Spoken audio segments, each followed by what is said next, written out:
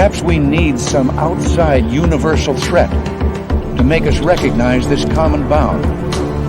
I occasionally think how quickly our differences worldwide would vanish if we were facing an alien threat from outside this world.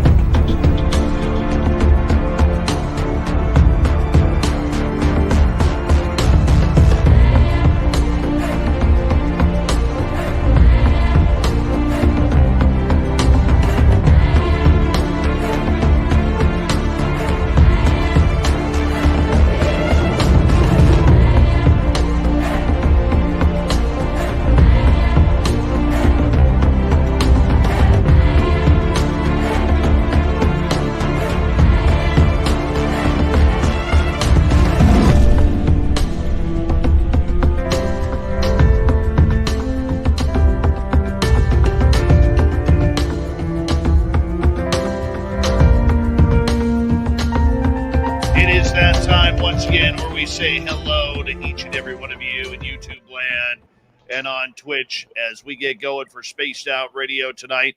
My name is Dave Scott. We are talking Bigfoot all night long with Carter Buschardt, and we're going to get into some very interesting stories with you tonight. But first, let's say hello to everyone in our chat room so far. Race fan in the gold medal position.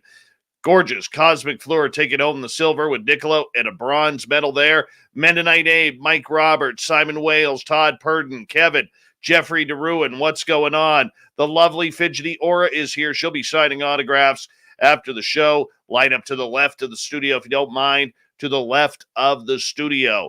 And signing autographs on the right of the studio will be the stunning Samantha Hazelwood Gray, as both ladies will be signing only in gold Sharpie tonight. Let's continue on here with roll call. Hey, Jurassic Joey, Christina Bell, thank you for joining us in our chat room. Logan L., Nate Foot, how you doing, buddy? Can't wait to see you in Vegas. A Cloud Horse, Kevin, and the stunning Steph Dickey. Nightmare, what's going on? Gorgeous Aussie Ange, good to see you. Andrew and the Truckers, yes, Truckers unite, my friend. Truckers unite. We need you. We love you, my friend. Digger Dog, good to see you here tonight. Tits McGee is here, filling in for the vacationing Veronica Corningstone. And we continue on here. Lee Poping, how are you, man? Nice to have you here. And who else is joining us? Well, there's Stephen Edmond, Mr. Man, Mr. And let's see who else here. Oh, look who it is. It is the birthday boy, Bigfoot, Michigan Rob. Happy birthday, buddy, from all of us at Spaced Out Radio. We love you, man. And who else do we have here in the chat room tonight?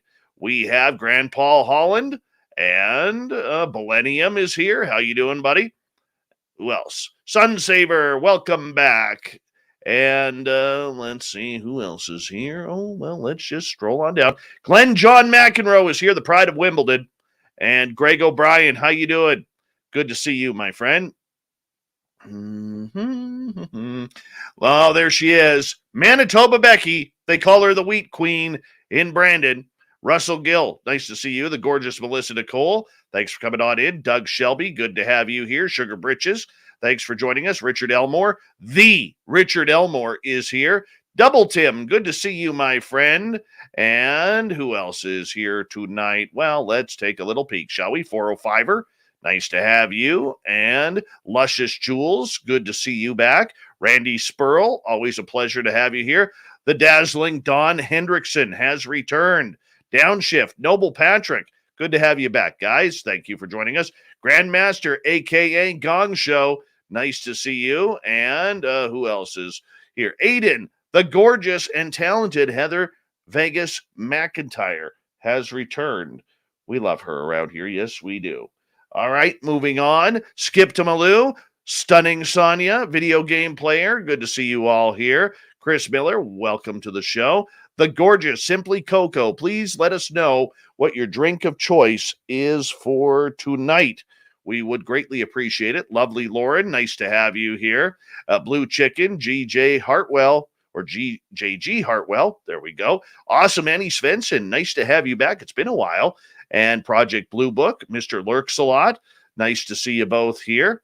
And will we finish? Magnus, what's going on, man? Thank you for coming on in. And Travis DeLuca, nice to see you. Nicholas Shaughnessy, been a while. How you been doing? Fapster, what's going on, buddy? The gorgeous Nicole Perron, nice to see you. And Randy Spurl again. Penman, nice to have you here, buddy. And I think we're almost caught up here. There's Super Duke from World Bigfoot Radio. And Roscoe Rosier, welcome to the show. Appreciate you coming on in. And Peppa H, Steve Wolf, Amy Vegas O. We love our Amy Vegas O around here. Otis Trailer, how you been? Haven't seen you in a while. And we're going to get going here in a couple of seconds. Hi, Uncle Dale in your power stash. Horns up. Let's rock. Super Chat is open. And it's time to talk some Bigfoot. Mr. Bumblefoot.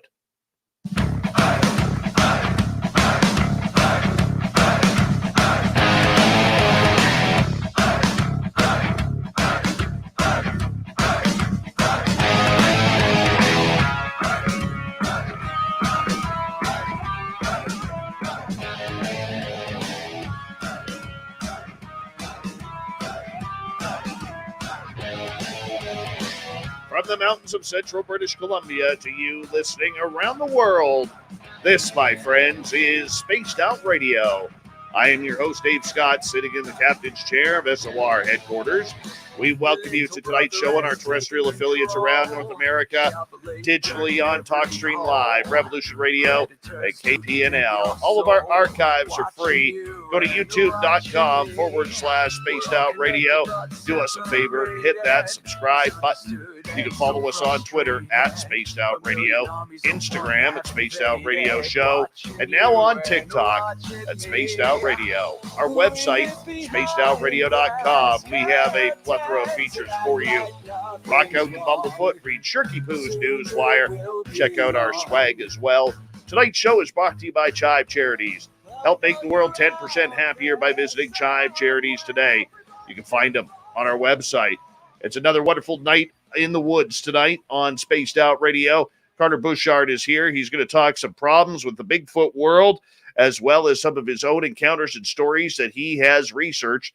Hour number 3, we'll go to the swamp with Swamp Dweller. Super Duke from World Bigfoot Radio has some new updates for us. We got the Dave 101, Shirky Poo's news, and the thought of the Dave as well. Carter Buschardt has been researching Sasquatch for well over a decade. He has led expeditions into the deep forests of the Americas, and he has seen them, heard them, and seen incredible physical evidence of their actual existence. Carter has also interviewed over 200 witnesses and counting. They have told him some fascinating events, some of which defy logic. Yet he continues to hear these claims over and over. A pattern of behavior and possible esoteric skill sets has emerged, and these have to be investigated, much to the chagrin of many people inside the Bigfoot community. Carter Buschardt, welcome again back to Spaced Out Radio. How are you doing? Oh, you caught me napping. I'm doing great, Dave. What's going on? Oh, it's always good to have you back here, my friend. Always good to have you part of the show. Thank you so much for talking some Bigfoot with us tonight. Now, for people who may not be familiar with you, you've been doing this for well over a decade now. You've heard some amazing, amazing stories. You are not only a researcher and an author where your books can be found on Amazon, but you're part of the Bigfoot Research Organization as well. And, there's some not good and not so good things about that group, which we could get into a little bit later. But for people who need to know you and what you're all about, tell us how you fell in love with researching Sasquatch. Well, I fell in love with researching Sasquatch when I went to Washington, D.C. My wife and I just went, and I just happened to, be hiking in the Cascade Mountains, and I found a geocache box. You know what those are? The geocache. Yeah. And so I thought it was in a ammo box that was chained to a tree, and I actually thought I'd found somebody's drug stash, which made me even more anxious to get in there. But when I got in the box, I found, and I'd already been interested in Sasquatch, living here in Missouri, and I found the card of a Bigfoot investigator from Washington, and I contacted him and asked how I could get on an expedition to become an investigator, because I'd already been accumulating theories and some reports. And so he sent me a name of somebody I got on expedition. Long story short, I became an investigator very, very quickly. And I've led 4 expeditions for BFRO. And actually, my bio is probably not accurate. I've interviewed probably close to 400 witnesses in written 4 books. They're really boiled down to 2 books. But some of the stuff people are telling me, oh my God, it's just not the pedestrian road crossing or a Sasquatch is watching me fish. It's quantum, abstract, bizarre, paranormal stuff where they're walking through walls and mind speak. And, you start hearing this once in a while. It's like, okay, maybe you're smoking the good stuff or whatever. But time after time after time, and people are seeking me out. And halfway through writing the first book, I was getting bombarded with all these crazy stories. And they're not crazy anymore. They're like, this stuff's really happening to these people, and you have to look into it. You don't have to believe it, but you should at least consider it, because people are going through mind-boggling stuff, so that's the Cliff Notes version of how I got here.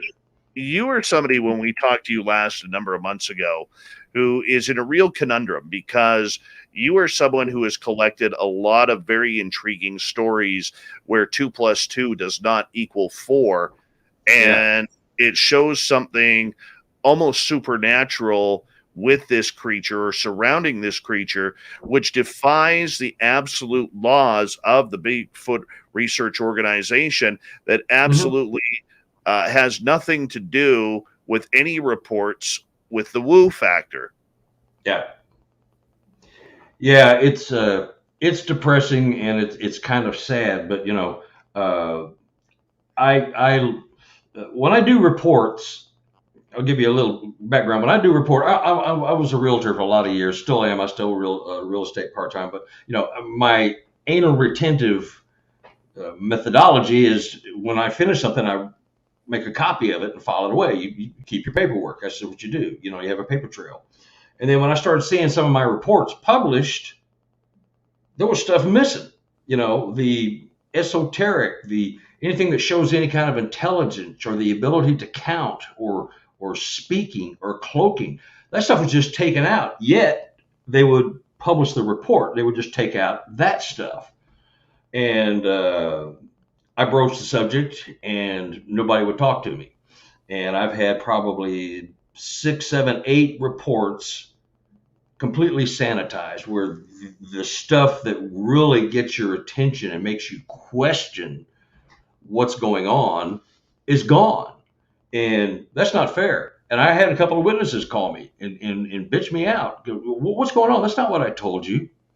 And then I looked at the reports. I'm going, oh my God, you're right. And there's nothing I can do about it. What I do now, I'm still with BFRO. Of course, after this show, maybe I won't be, but that's fine. But I'm just not doing reports. I cannot contribute to the corrupted database, because I cannot, according to other investigators, I'm not the only guy who's having his report sanitized. And so that database, which is the world's largest, is corrupted. To what degree, I don't know. But, I can tell you, you're not going to see anything paranormal, quantum, anything that relates to intelligence in their report. Why would they do that? Why would they do that? Why? I mean, we don't know what this creature is. We don't know if it's a hominid. We don't know if it's a monkey. We don't know if it comes from space. We don't know anything about this creature. Sure, there's evidence. Sure, there's footprints. Sure, there may be some hair samples and maybe scat samples that are out there. But in reality, we don't have a body. We don't have anything. How can, if you are conducting anything scientific with the BFRO, I'm not saying you specifically, but how can they sit there and with a straight face and do this to their members and the people who are trusting them with that information? I can't tell you. Lack of conscience? I don't know. I mean, my thing is that they have a TV show to protect. You got to sell as many, you got to sell as much product as you can for the sponsors. You got to sell tampons, beer, and medicine for old people, and hamburgers for McDonald's. You got to sell stuff. And if it's paranormal left of center, that ain't going to fly when you're selling ad space, week after week, month after month. So I think it's not that some of them don't believe that, because there are many investigators within the organization that absolutely are on board, and they got a lot more bizarre stuff going on than I do.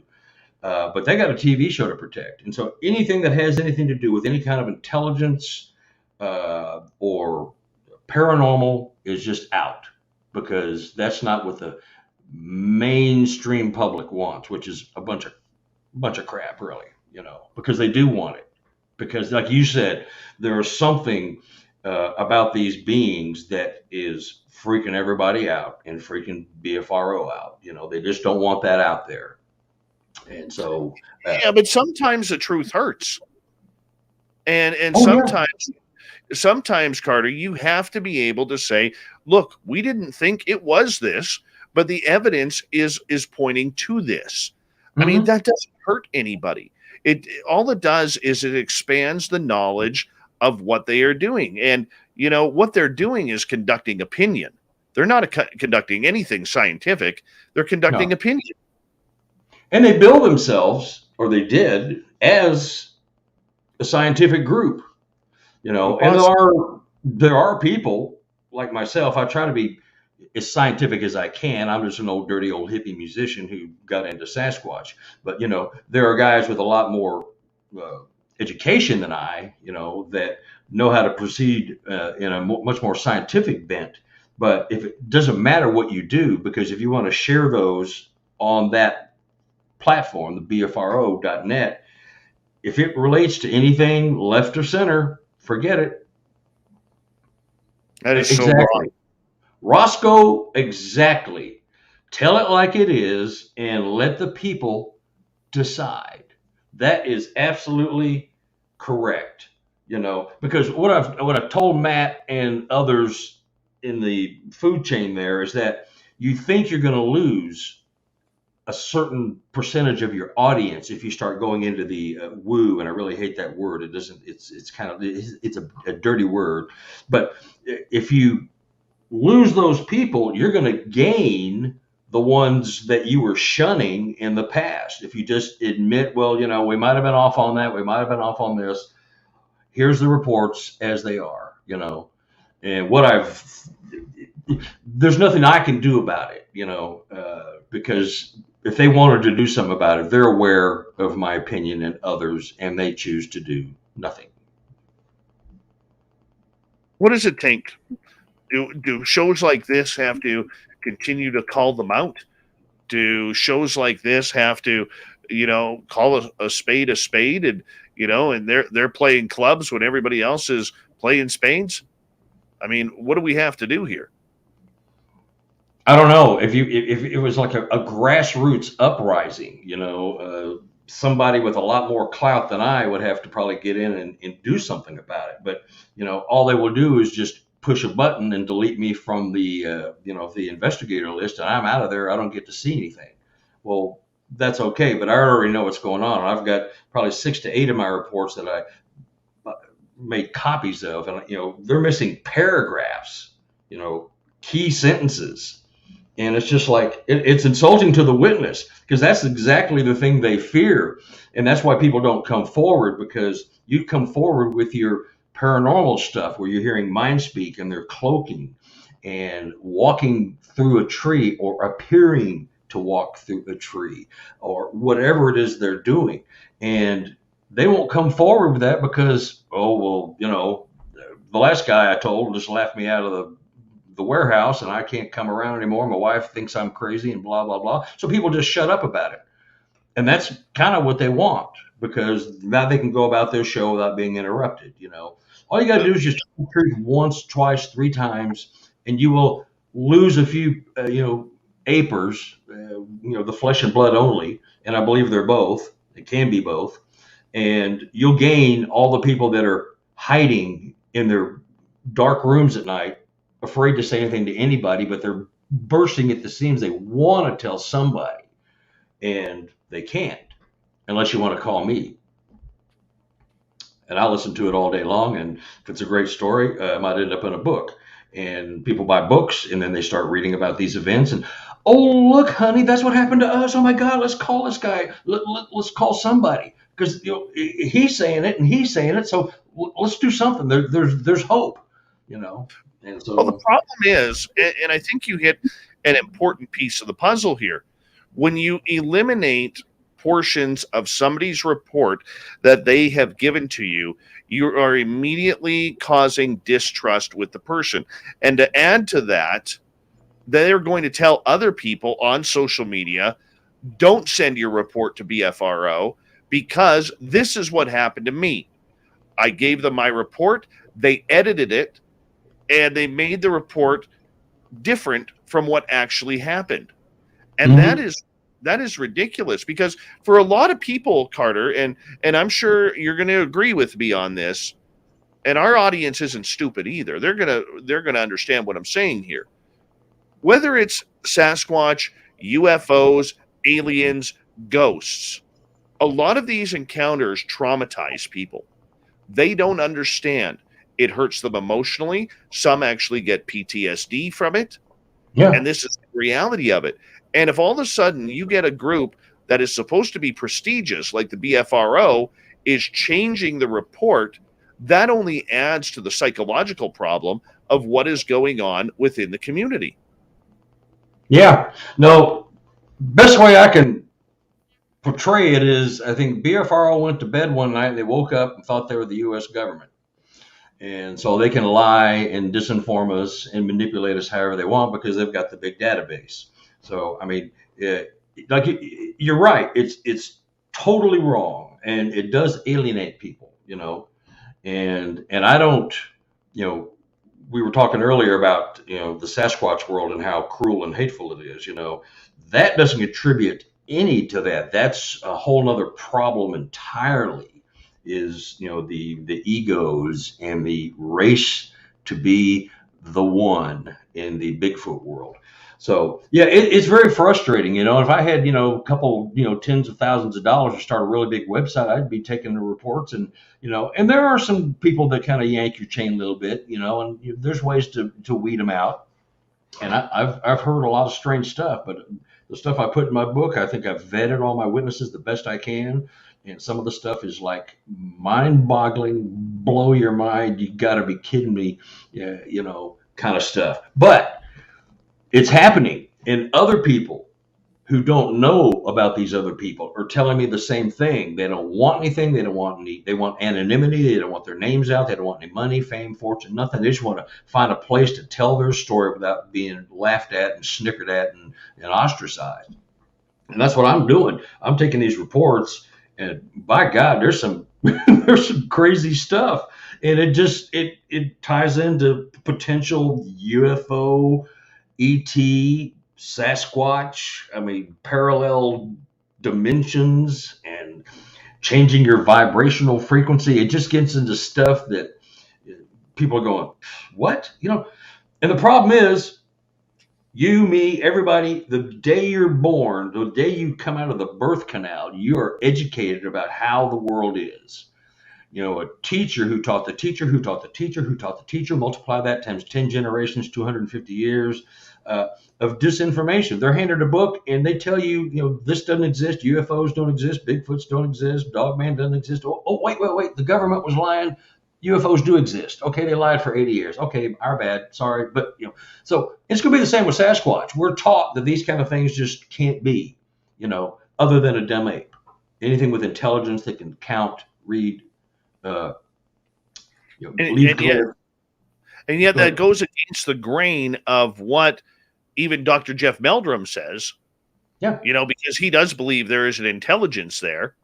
yeah, And he may not be on the woo side of everything. I know you hate that word. I hate squatch. So, you know, we have to be able to look at that these non-scientists are actually arguing with a professional scientist and anthropologist who is studying this as well. yeah. And, you know, and I beat up on science real bad because science is complicit in keeping this stuff hushed up because, you know, science gets their grant money from the government. And guess what? The government don't want you saying anything. So you want your grant money? Here it is. You don't say a thing. You know, Meldrum is doing as much as he can. And, you know, the University of Idaho has given him a pretty long leash. I mean, I applaud him for saying what he can, but he is saying only what he can without crossing a line.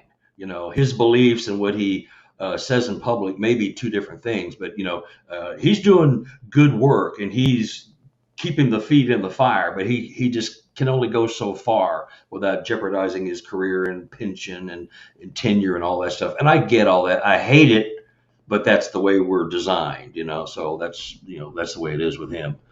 But, you know, most scientists will shun it. You know, if we don't say it exists, it doesn't exist.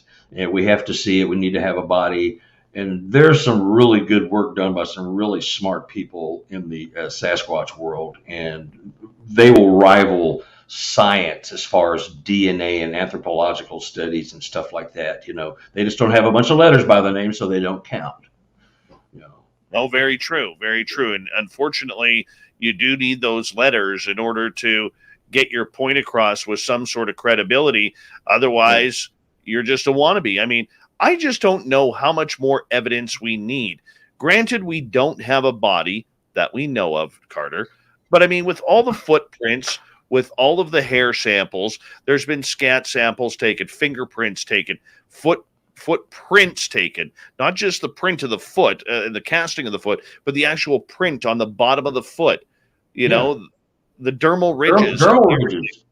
There is plenty of evidence out there to support that there's not some weirdo going out 300 miles into the forest in a no man's zone to go put footprints in there on some steep deer trail going up a mountain. It doesn't make sense.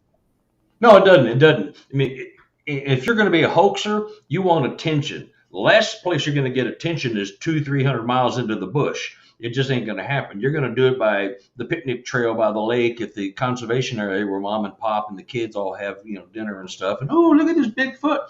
And you're sitting in the bushes and you gotcha. You know, they want instant gratification, so they're not going to do anything like that. So, you know, that handprint behind me there on that side. Yes. That's got dermal ridges. That was taken here in Kansas City. That's 13 inches from the base of the palm to the middle of the middle finger. 13 inches. That's dermal ridges on that baby. It's in my second book. I know it's in my first. I can't even remember. But, you know, I took it to a police lab, you know, clandestinely with the connection I had, and they ran it. And of course, they ran it through the, you know, once you take a handprint or a fingerprint into a police lab, there's cameras everywhere. So you have to run it through the database. You have to run it through the criminal database. So, you know, they ran it through the database, and luckily that Sasquatch didn't have a criminal record. They would have arrested him. Well, that's good. But, yeah. But I took the print, and my partner, Brian Woods, got the print at a place we routinely look at here, Monkey Mountain it's called. And I wonder why it's called that. Here in Kansas City, Green Valley. But there's dermal ridges. There's dermal ridges on the palm and 3 of the fingers and the thumb. And they're plain as day. And, you know, they told my connection, I said, I don't know who this is or what it is. I don't want to know, but don't ever bring me anything like this again. I can't risk it because it was too bizarre, you know. Carter, I'm going to get you to hold on right there. We are going to go to break here at the bottom of the hour. Carter Buschardt is here tonight. When we come back, here's a weird story coming out of Washington State regarding David Paulides. Yeah, we're going to get into this. This is not right. This is also going to lead into what I'm speaking about in the Dave 101 later on in the show. So let's get to it. Make it happen.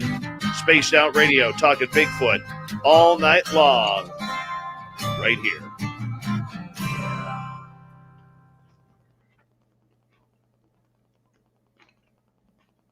We're clear, man.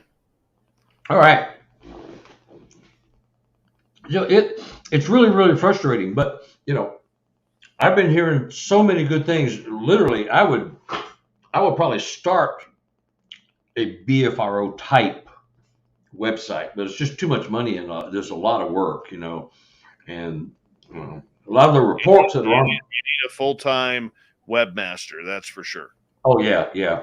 And I'm just not there. And I just, at this stage of the game, I'm more interested in gathering data and presenting it and let others, run with it. What I'm really hoping to do, I want to be a witness advocate and have more people contact me, not to write more books, but I got more data, more information, and it all matches up.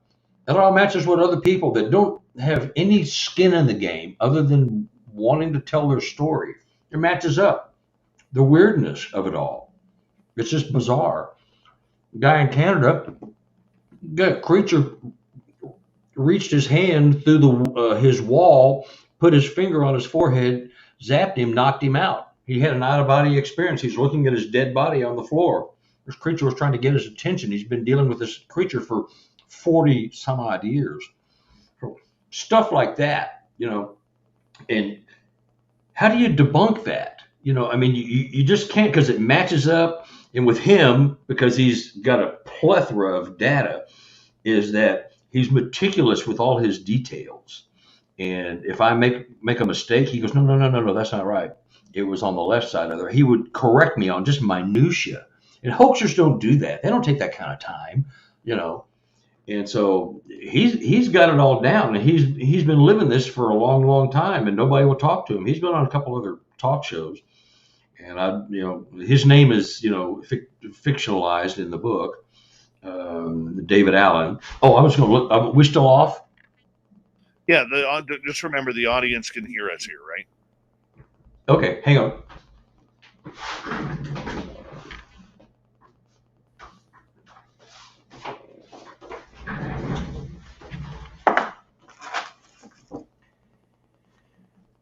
Karamius. Gesundheit. I know exactly where that is. It is south of me on Highway 3 in that area of Karamius. There is a lot of desert, a lot of forest. They both meet together. There's a river that runs in between, and Karamius is right in between Princeton and Osoyoos, where it's right along the American border, and there is a lot of big stuff happening around there. Yeah. Now, very interesting about that too, as your sources probably told you, that area between Karamius and Osoyoos and Penticton, as you start to head north, is filled with UFOs. Mm-hmm. Yeah, and he gave me an interesting story that I'm pretty sure is UFO related. Yeah. And I put it in the book simply because it affected his girlfriend at the time very adversely. If you want to talk about it later, I can fill you in. But we'll talk about it on the show here. I quickly here, everyone. I want to remind all of you that we are going to be changing the plans a little bit for Las Vegas. Well, we're still going. Don't get me wrong. But instead of the original itinerary, we're going to be basing everything around Fremont Street in Vegas, April 22nd to 24th. And we are going to be hanging out at the Golden Nugget. We're going to be doing a live show from the Golden Nugget inside a conference room. We're going to be bringing in some very, very important people. Hint, there may be a certain UFO journalist from Las Vegas at a television station that may be there. I'm not going to give you any more hints than that. You can figure it out on your own. And we are going to be just gathering at the Golden Nugget. We're going to be hanging on out all weekend long, and we want as many of you to come on in. So what you need to do is, if you are 100% going, go to info@spacedoutradio.com. Okay, book your hotel at the Golden Nugget. And that's where I'm going to be staying. That's where Lynn Wallington's going to be staying. And we're all going to be crashing there. And we are going to make sure that we have a good time. We have a good time there. So let's make it all happen right there. Go book yourself. I'm going to try and get a promo code for you guys in the next day or two. And we're going to make sure that we all can congregate have a good time in Las Vegas, April 22nd and 24th. So let's make sure it happens and make sure you hit that email if you're going. Here we go.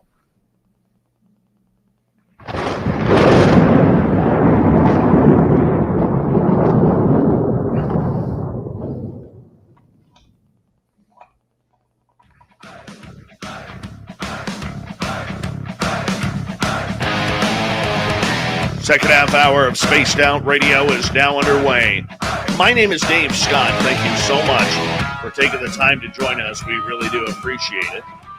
Want to remind you that if you miss portions of this show or others, check out our free archives at youtube.com/Spaced Out Radio. Do old Davey the favor, hit that subscribe button. Our website is spacedoutradio.com. We have a plethora of features for you. Rock out to Bumblefoot, read Shirky Poo's Newswire.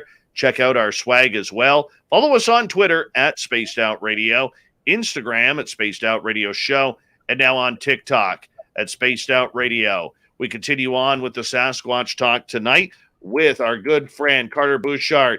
He is out of the beautiful state of Missouri, looking for Sasquatch under every rock and in every crevice he can find. So let's talk about it. Sasquatch. Carter, welcome back. Thank you. Yeah, Nate told me about that Vegas thing. That sounds kind of fun. Well, you should come. You should come to Las Vegas for the party.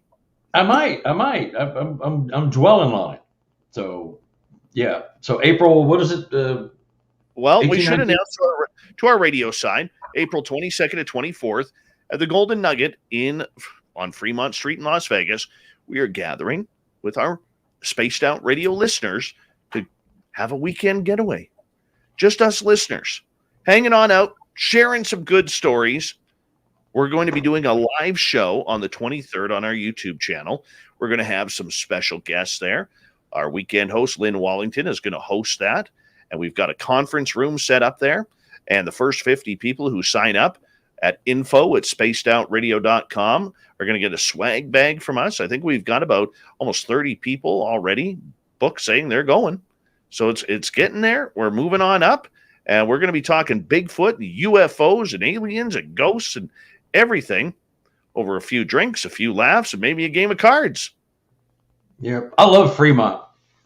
I love Fremont Street, man. That's where you get the real folks down there. I mean, and I'm a poker player. I mean, this is my poker hat. That's the one we're in. I don't know how you found that picture, by the way. That is still bizarre, but you do good research. Yeah, this is my poker hat from a tournament. So, Carter has played in the World Series of Poker.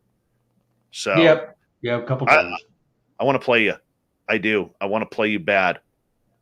Well, that's a threat right there. I may have to come just to kick you out in poker. Well, that's fine. That's fine. I will. You know what? I will. I'm sure there's a number of other people who are coming to our Vegas party where we could fill up a poker table.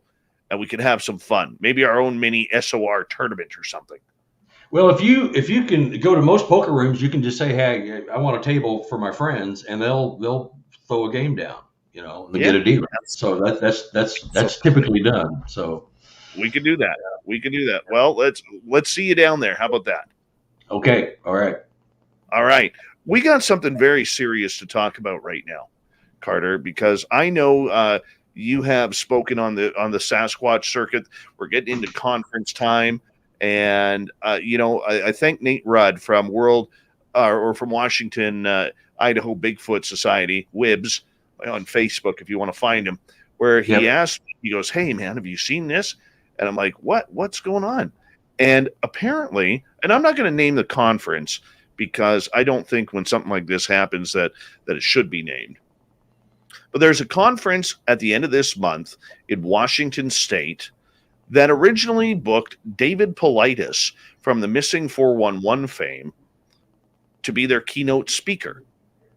And yesterday, Mr. Paulides had to pull out of the event due to death threats to himself and his family at the event or at his hotel. I mean, this is just unconscionable that there are people within the Bigfoot community, Carter, that would hate someone or disagree with someone so bad that they are threatening to end his life and his wife's life. I mean, Yeah. this is a man who has been going through a lot of trauma in the last year and a bit publicly with the passing of his son, Ben, who had suffered from depression and anxiety and lost the battle with and committed suicide. I mean, that's brutal on any family. Yeah. But I mean, what is wrong with the Sasquatch community that we see crap like this happening? Well, right off the bat, I'll say it may have come through the Sasquatch family, but it may not be from the Sasquatch family. There could be other people that need the notoriety or the attention that want to threaten him, because of his dealings with the 411. There's, and we could talk about what's wrong with the Bigfoot community after the fact, but I don't blame them as much as I blame that maybe perhaps he torqued off a family member of a missing person. Some of the search and rescue people may have an axe to grind. Ex-cops, like he was, may have an axe to grind, and he's calling attention to an area. Maybe the government is throwing some shade in his direction to get him to keep it down a little bit because maybe he's getting too close to things. Other people are saying, well, maybe he's just churning the water so he can sell a few more books. He's, and I did a lot of research on today. I was reading a lot of Reddit stuff, and of course it's on the internet. It's got to be true, but there are a lot of theories that, a lot of search and rescue people are not happy with the way they have been portrayed, in missing some clues or exaggerating or getting things wrong and sensationalize things and making them look bad. So there's a lot of angles to that. But yeah, it's just shameful that, it was a threat on him and his family, especially, a year or so after his son passed. I mean, that's just, pouring salt in the wound. But, either way, it's unacceptable. What could you be doing that is worth a threat on your life? I mean, he's getting too close to somebody. I mean, I think he's either getting too close and they want to shut him up a little bit, or he's just made it up. And I don't think he's the kind of guy who makes that kind of crap up. No, you don't have a lot of choices here. So he's either gotten too close to somebody or the truth, with the government and the Forestry Service and, who knows who else is complicit in the missing scenario. Because there's some things going on there that are really mystical, metaphysical, quantum type things. And, I read a story today about somebody there who was missing, and she was watching them look for her, and she was calling out and they couldn't hear her, but she could hear them. Stuff like that, like she's in another dimension or another plane, and she's watching them look for her, and she's going, I'm over here. And they didn't see her. It's like she wasn't there because she was there, but she wasn't there. It was a veil. So, but yeah, I hope it's nothing he's done. I rather doubt it is. I think it's just sour grapes from either law enforcement or SAR, which is search and rescue, or somebody else who's got an axe to grind for whatever reason. Former cops don't like what he's doing. There's rumors that he was a brutal cop, that he roughed up a lot of people. Well, maybe it's somebody from that era of his life, if any of that stuff is true. There's reports were supposedly put in the, I think the Sacramento Bee or one of the newspapers out there that talked about charges and insinuations against him as a cop, but you have to subscribe or, be a member of this little newspaper clique or whatever to even read the stories, but apparently they do exist. But yeah, it's just bizarre, and people have a lot of critique on him. I applaud his work really because he's showing that there is something weird going on with the NFS, National Forestry Service, and possibly the government. I can't put them past doing anything to discredit somebody, especially if he's getting too close to the truth. So, yeah, it's bizarre. And the Bigfoot community is hateful anyway. I mean, it's like going. It's a Hatfield of McCoys. You know, you go to dinner and there's a food fight 5 minutes later. Everybody's just beating anybody up. Everybody's stabbing anybody in the back. Nobody likes anybody. If you got a scoop on something, you know, it's just very competitive. And that's not why I'm in this. You know, I'm trying not to be a part of any of that stuff. You know, I've lost my cool a couple of times, but as a rule, I just stay away from it. I'm going, oh my God, what's wrong with you people? You know, it's not a race. It's a quest. You know, it's not a race to be popular. It's not a race to get things. It's a quest for an answer to a centuries old question. That's really what it is, you know. So, Well, either way, I mean, and I want to know more about that lady who is stuck in a different dimension here momentarily. But getting back to the David Politis thing, I mean, this is just I don't agree with that.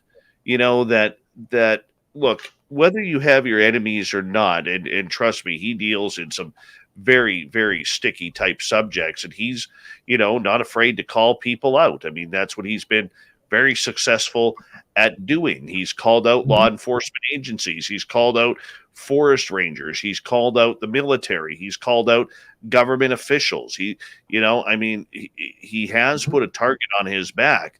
But I mean, if it is someone within the Sasquatch community who is doing it, I mean, it just goes to show the huge divide, Carter, that is really rampant within a community that is all about its seeking its own fame and fortune, hoping to get that next type of Patterson Gimlin film.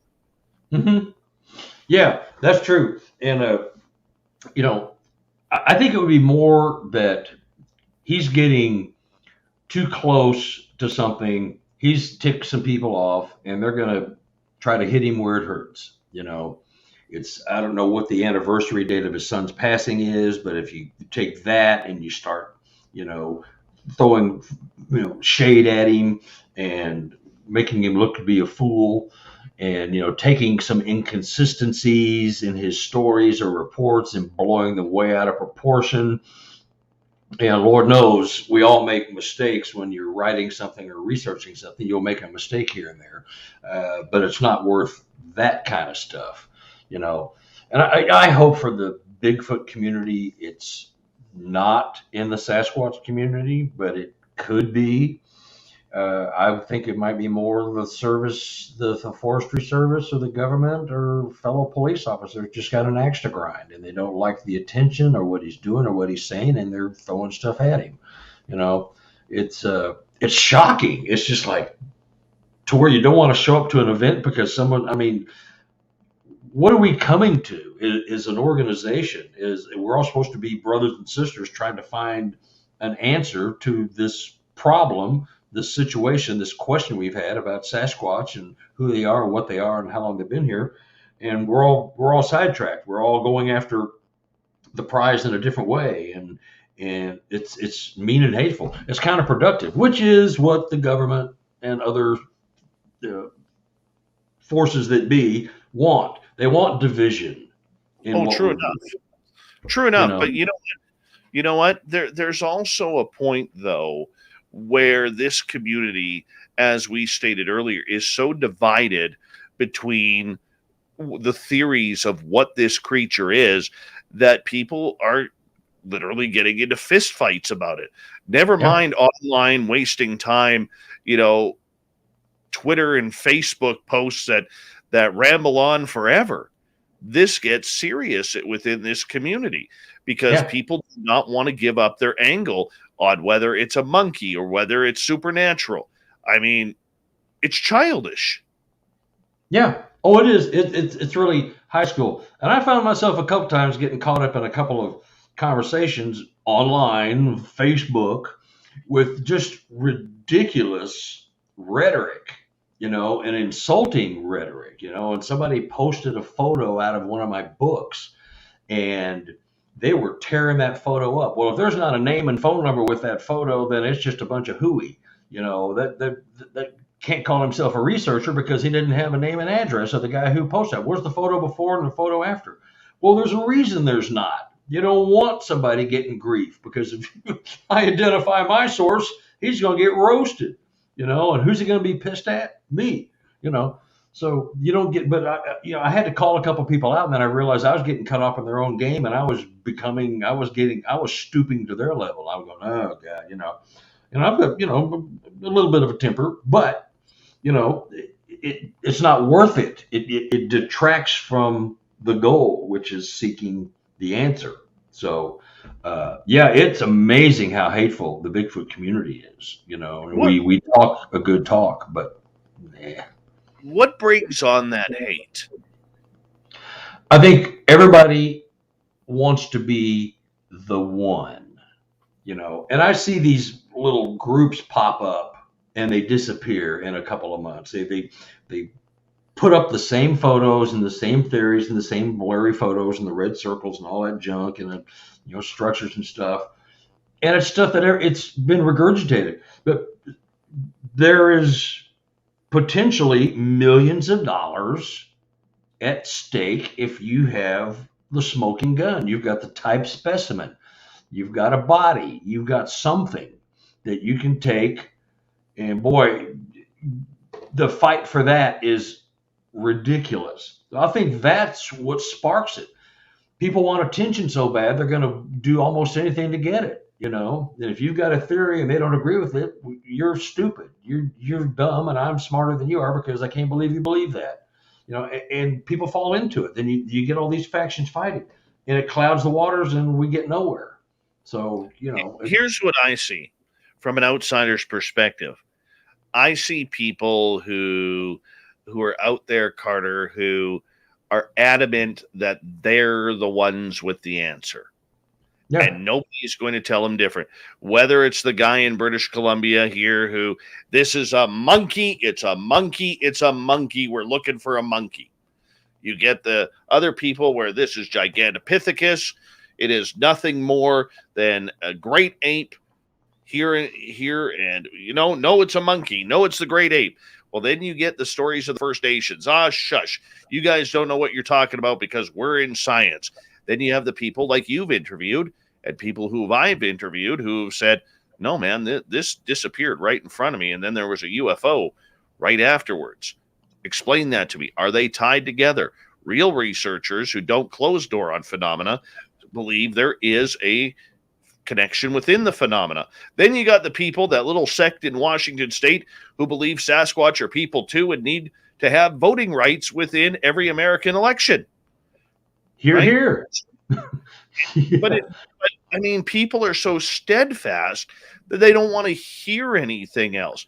They don't even want Carter Buschardt to be talking at a conference to say, what if? They don't want that.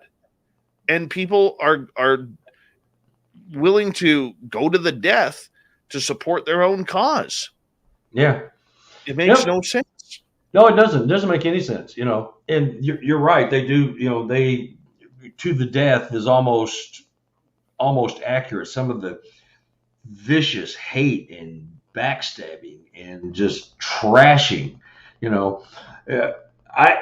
I just tell everybody, you got to consider everything. You can't just throw it out because you don't believe it. You can't, and what we do, humans hate and do very bad, nasty things to things they do not understand or do not agree with. Look at the state of our countries right now. I mean, all you got to do is look at the way the politics and COVID and the banking and the stock market and jobs and all of that stuff has turned everybody against everybody. And it's the same with the Sasquatch world. They will fight to the death over their little piece of the rock and die trying, but it may not make any sense at all. You have to consider everything. We're all actually in this together. We really are in this together, trying to get the answer.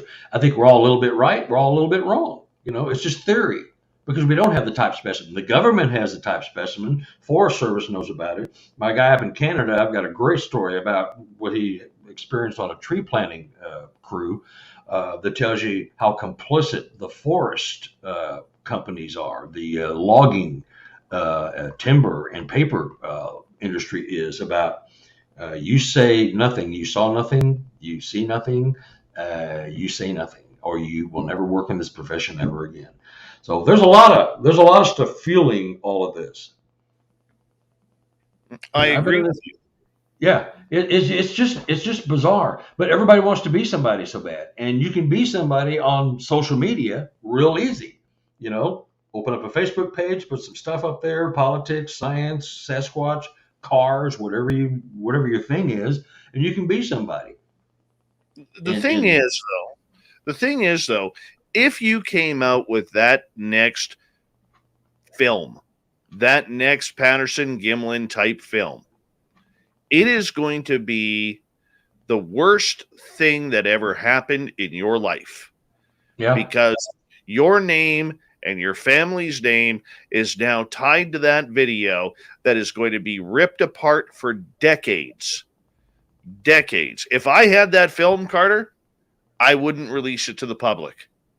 I would not. And I care about my children and my future grandchildren way too much than to put that video out because of the hell that they will pull through. Yeah. Well, if it was me, I would hire somebody to break into your house and steal that film, and I would call it mine, because that's how the Bigfoot world works. I mean, there's people that will go, "Where does he live?" Because there's somebody right now listening to this that goes, "Just tell me where the guy lives. I'm going to get that film." There's somebody thinking that way, and getting eaten up with jealousy because you've got something and they don't. And maybe their shot is gone. It's bizarre. It's an interesting study in the human condition is what it is. It's sad, but it's also quite interesting to watch everybody turn on everybody. It's like, the Donner group, the cannibalism went on there in Colorado. Bob's looking a little weak today. We might as well off him because I'm kind of hungry, and that thigh bone is looking pretty good. So, there's people that'll do things because you can just see our microcosm of society. You can see the way we turn on each other for nothing, and for big things, but for little piddly stuff. Oh, I understand. But if you're thinking that you're going to make $1 million off this, that next Patterson-Gimlin film, I mean, you have to make sure that you are 100% correct on that, because, I mean, people are going to be ripping it apart, absolutely destroying it. Yeah.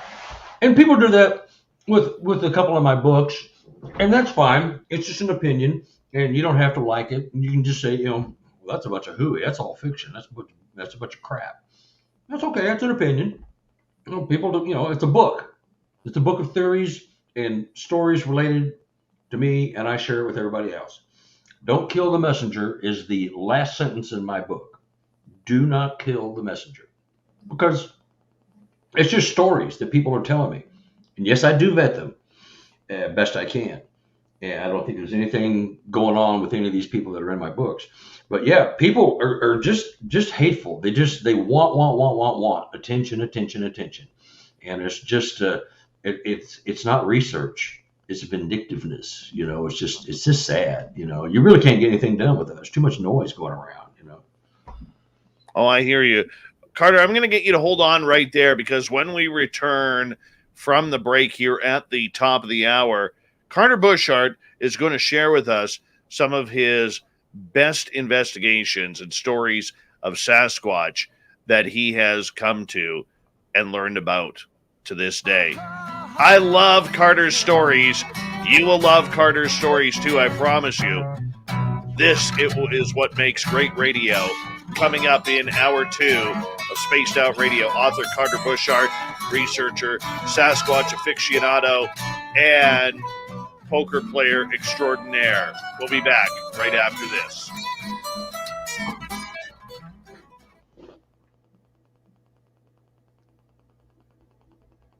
You got to come down. I got to play you. I have to play you. I want to. I have 3 conferences, but nothing in April. So I'm trying to see if my wife will get away. Oh, is this a guys weekend only? No, this is what we did was we invited a bunch of I've wanted to do this for a couple of years and just pick a gathering place with a bunch of my listeners. It's not a conference or anything like that, but just all of us hang out, share stories, have a drink, have a good time. And I haven't been back to Vegas in a long time. So I figured, you know what? If I'm going, everyone's invited. Well, I'll talk to my wife. She's not a Vegas person, but if I take her to a show, I think she'll be all in. Take her to a show. Yeah, and I like a good show. I mean, it's not all about poker and everything, but it is for me. I haven't played in a month. I've been taking a break. Your head gets too mixed up and stuff, and and the COVID has actually affected the poker rooms. Here in Kansas City, they shrunk the people at the table. They shrunk it down from 10 to 6 to 4. Then it went back to 6, and it stayed there for a while. But there's no enforcement of the masks thing. The dealers don't want to affect their tips, so they won't say anything to somebody who's got a mask, falling down below their nose and stuff like that. And it was too erratic. So I said, I'm just going to quit playing until you guys get it together, or the COVID thing's all over. Because I can't be. It gets in your head when you're playing. My problem is I can't play online. There's too much bingo on there. Yeah, I don't play online. I like to have, man against man, man against woman, whatever it is. I like to be able to read you, see your eyes, see your characteristics, your tics, and your things you do to yourself when you're looking at your cards. I mean, that's competition right there. I like that. Oh, that's my thrill. Yeah. We should mention with the David Politis thing, and Bim Jim, I will mention it later, about how to hunt and Steve Istall. Istall and I know Nate Rudd and a number of others had reached out to David Politis to protect him from anybody or anything at the conference. David said thanks, but no thanks. He wanted a police escort, and they weren't willing to provide it. Yeah, and a lot of the stuff that I was reading on Reddit was that the police didn't find it to be a credible threat, so they're not going to offer protection. You need to have a name, a phone number, or something that they have to go on, because there's a law, and I can't remember what it is, but you cannot refuse protection if someone says somebody threatened me. You have to do something, but and this is according to Reddit, which means nothing because it's internet stuff and you can't verify. But a lot of police say, well, he hasn't followed protocol. He hasn't given us any names. He hasn't given us anything. He just said he got a threat. Well, anybody can say that. I need to have, Bob Jones called and said he was going to kick my butt. That kind. You had to have a name and an address or a motive or something to go on. He hasn't provided that. And as a cop, they say he knows that protocol and he hasn't followed it. So that's why there's a bunch of hooey out there about, well, he's making it up to sell books. He just wants to call attention to himself, whatever. There's a whole bunch of stuff. I think he's getting too close to something and somebody's trying to shut him up a little bit. They may have done it through the Sasquatch community. I hope, that it was not somebody in the community, because I know other Sasquatch people who would do harm to others, specific other people that they have a gripe with in the community. And it's threatened, it's insinuated, but you just go, boy, I hope that's not true. I hope you just, your emotions are getting to you and you're saying something you just don't really mean. You just talking out of frustration. Yeah, we'll get more into that. I will bring that up in the Dave 101 in a little bit, and that'll happen at the bottom end of hour number 3, and we go from there. And yeah. Have you We got had about anything going on lately? nothing. You had mentioned, I think you told me one of the stories where you went out and there was some marbles or coins on a log or a tree Yeah, or. yeah. We've had nothing there. And then last year we couldn't even get out to that spot because past spring because of the forest fires. Oh, the fires. Yeah, yeah, Yeah, yeah. both my areas got hit. But the other day, I actually talked to a logging truck driver, and he was telling me about some areas where he has seen some very strange things. So I've been tipped off. I got tipped off, and I'm pretty good Good. with it. One second here. I want to say a big thank you to Tits McGee, Fapster, Dry Toast, Noble Patrick, Ed, Tom, and Todd for the amazing super chats. The super chats are a wonderful way to support what we do on this show each and every night for you. So thank you so much for the super chats. Here we go, everyone, with hour number 2 coming up right now.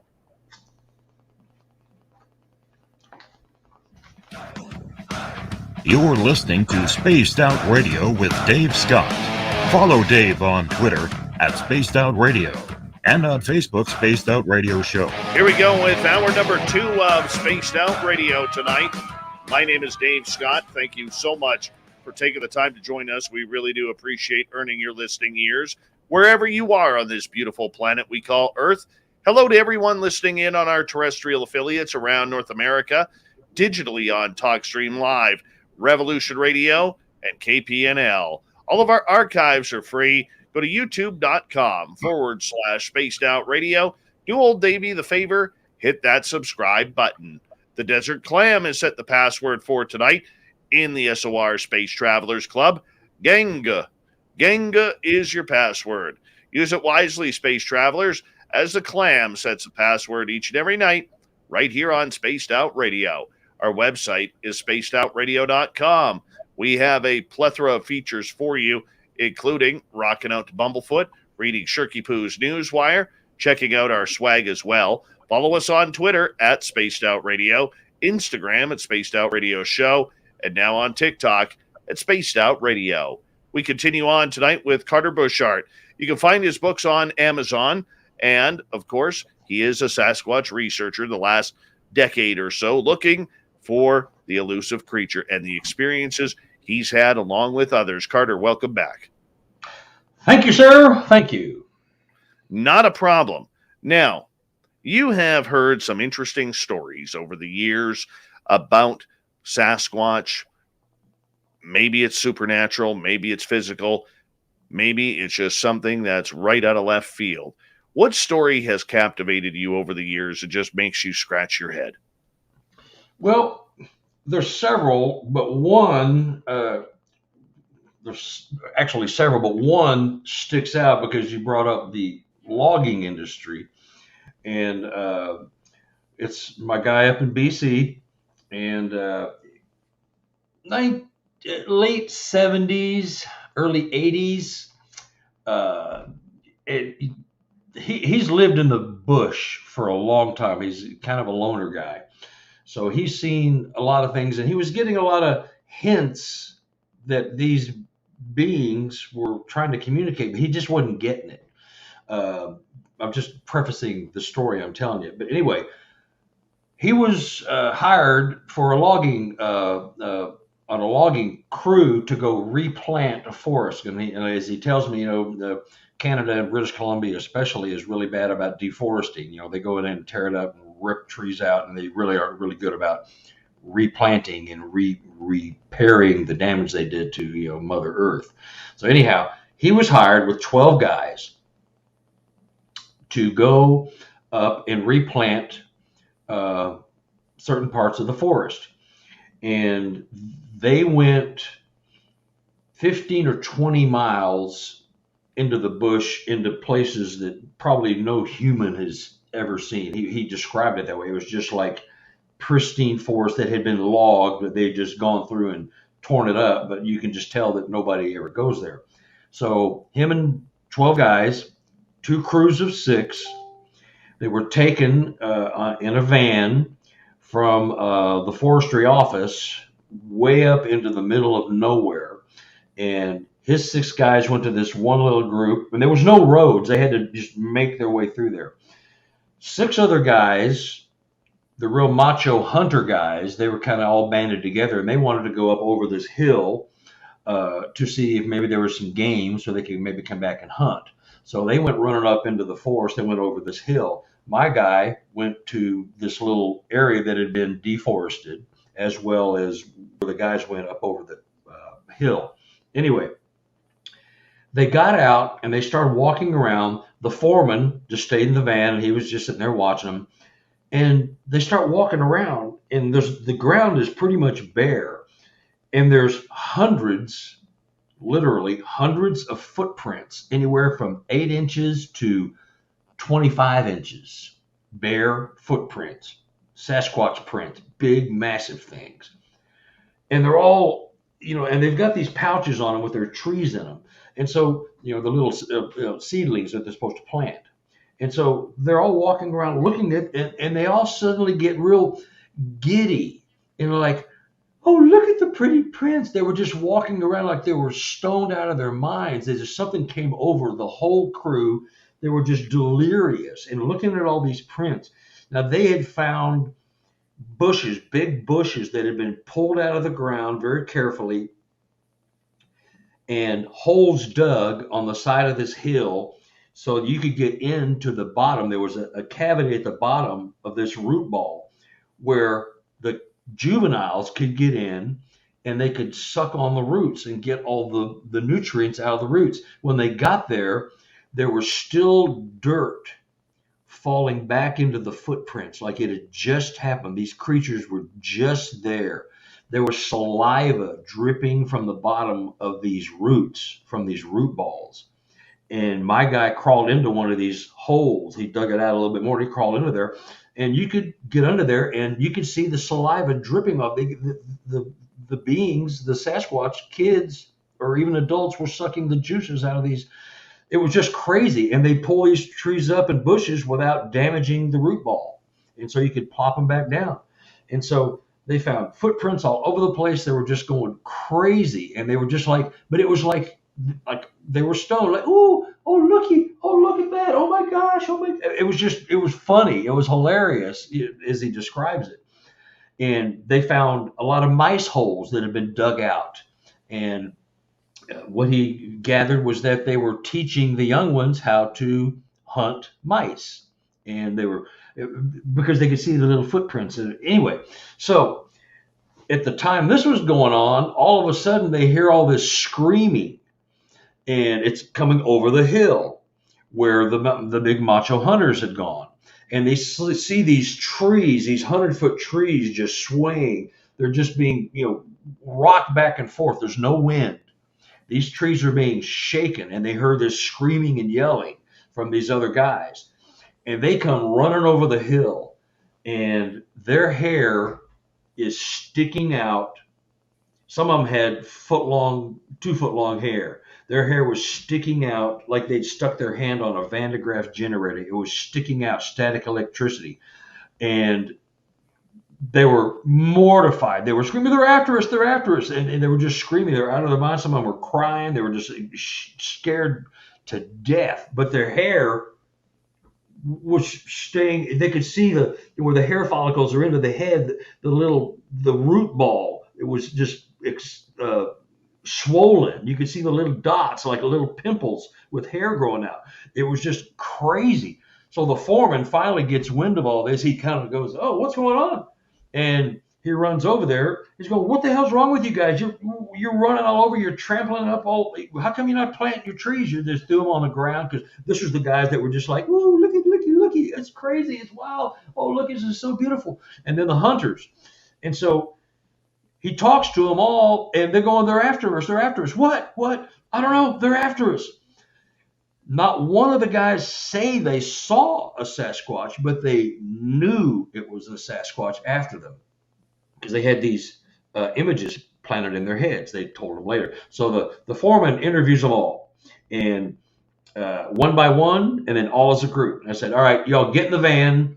we're going to the forestry office and we are going to talk to the head of this region in Canada. The whole time they drove there with about 30 minutes, these guys' hair was still standing straight out.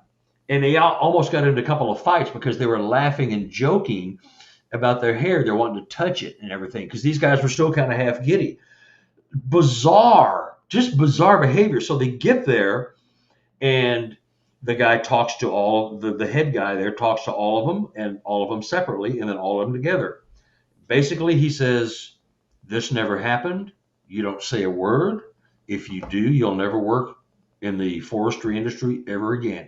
And you probably know, but I don't know, but I assume that it's very hard to get a job out in the bush, unless you want to drive 50 miles to a city one way to get a job. So they split everybody up. Next time they went out, one guy was taken and put on another crew. So his 6 people in his group of 6, each one was put on 6 different groups, one person, so they couldn't have anybody to talk to. You shut the heck up, you don't say a word, or you're done. And they did the same with the hunter group, and they split them all up. And a couple of them were never seen again. They didn't die, but they left and they never came back. They just said, I'm done. But the forestry company says, you didn't see this. This didn't happen. You say nothing. Now, there's a local bar they went into in this area, and there was indigenous peoples there, indigenous group. And they also plant trees, but they all work together. They will only work together. They won't work with any white man or any non-indigenous people. They will only work with their own kind because they want to be able to, talk and speak their own language and talk about things they see and sense without having any interruption. And they all said, we heard your story. We've shared it with our elders, and peace be with you. In other words, they believed him. They knew what was going on. But it's a classic. You say nothing. You didn't see this. This didn't happen. You go back to work and you say nothing because they know what's going on. Because they're going up there 20 miles into the deep woods where nobody goes. Now, Sasquatch will give you so much territory, but at some point they go, okay, I'm drawing the line here. And apparently the line was over the hill because these guys, the artwork in my book, Sibylla Irwin did my artwork, and their hair is like, but what do you do with a story like that? And he described the footprints, and one of the footprints in the road, he described the little swirls going around in a little circle and ending up in a dot, almost like one of those hypnotic wheels, where it goes round and round and round. It was a perfect circle that ended up making a print, but it started in the middle and worked its way out, and that was the print. And he saw that. And so how do you discount that when he's so meticulous with his observation? A Hollywood writer might come up with that, but it's a story like that. And it's just, it was an awesome story. And that was a story, one of the stories that kind of freaked him out because I can't relive it anymore. I had to take a break, but that's just one of many that he's told up there. But, there you go. The government cover up, don't say you didn't see this, didn't happen. Now get back to work. And they all had to sign non-disclosure. They had to sign something. That is on a professional level. And you know what? I've actually talked to people who work in that realm around here.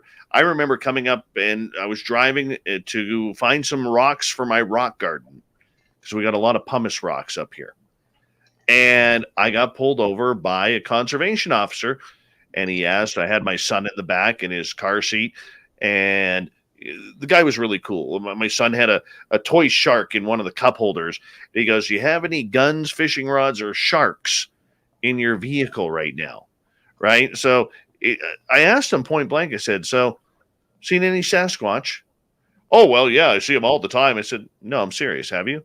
And he kind of just shakes his head. I said, I got a gifting site over on the 900 road. And he goes, where? I said, I can't tell you. He goes, why not? I said, because you won't tell me what you know. Right? Awesome. And no, he never did. He never did. But his new partner who moved into town, my son wanted a drum set last year.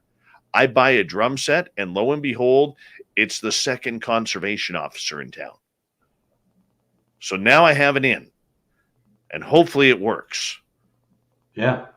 Here's the drawing that Sibylla did. I have to get used to this. Other way. Other way, yeah. And up. And over. And over. Just running through the forest. But it's just, what do you do with a story like that? Nobody, I'm talking about the hoaxers again, goes to that kind of detail. And he's got other tales, I mean, of similar type things. But this was 12 witnesses, and the guys knew it was Sasquatch running them off, but they, not to a man, none of them saw one, but they knew because of the visions put in their heads, whether you want to call it telepathy or hypnosis or whatever. They knew what it was, because what else can push these trees, 100-foot trees, like reeds blowing in the wind? You know what I mean? So it's just phenomenal stuff. And I know a lot of people, and you've probably heard stories like this, but he's got dozens of them, and the gifting and the things that he's had go on. I've had some gifting, this on the book. Did we ever discuss this book at all? No, we haven't discussed part 2. Yeah. These rocks on the log are representing people in my group. When I was leading an expedition, there's 6 rocks there. And I've been in there. I led an expedition in Illinois, 2019. I went back in 2020 and 2021. And I'm going to go back this year in October. I'll go back, and I've had more gifting of rocks. I have something going on with a clan or an individual, because these 6 rocks, that's me and 4 people that were on the expedition. And at the other end, down here, is my partner. There's a rock. There's 6 rocks there, 5 rocks, me and the 4 expedition goers, and him is on the other side because he had fallen and he couldn't make it down the ravine. So he stayed in the car in the parking lot, but we went down the ravine one night.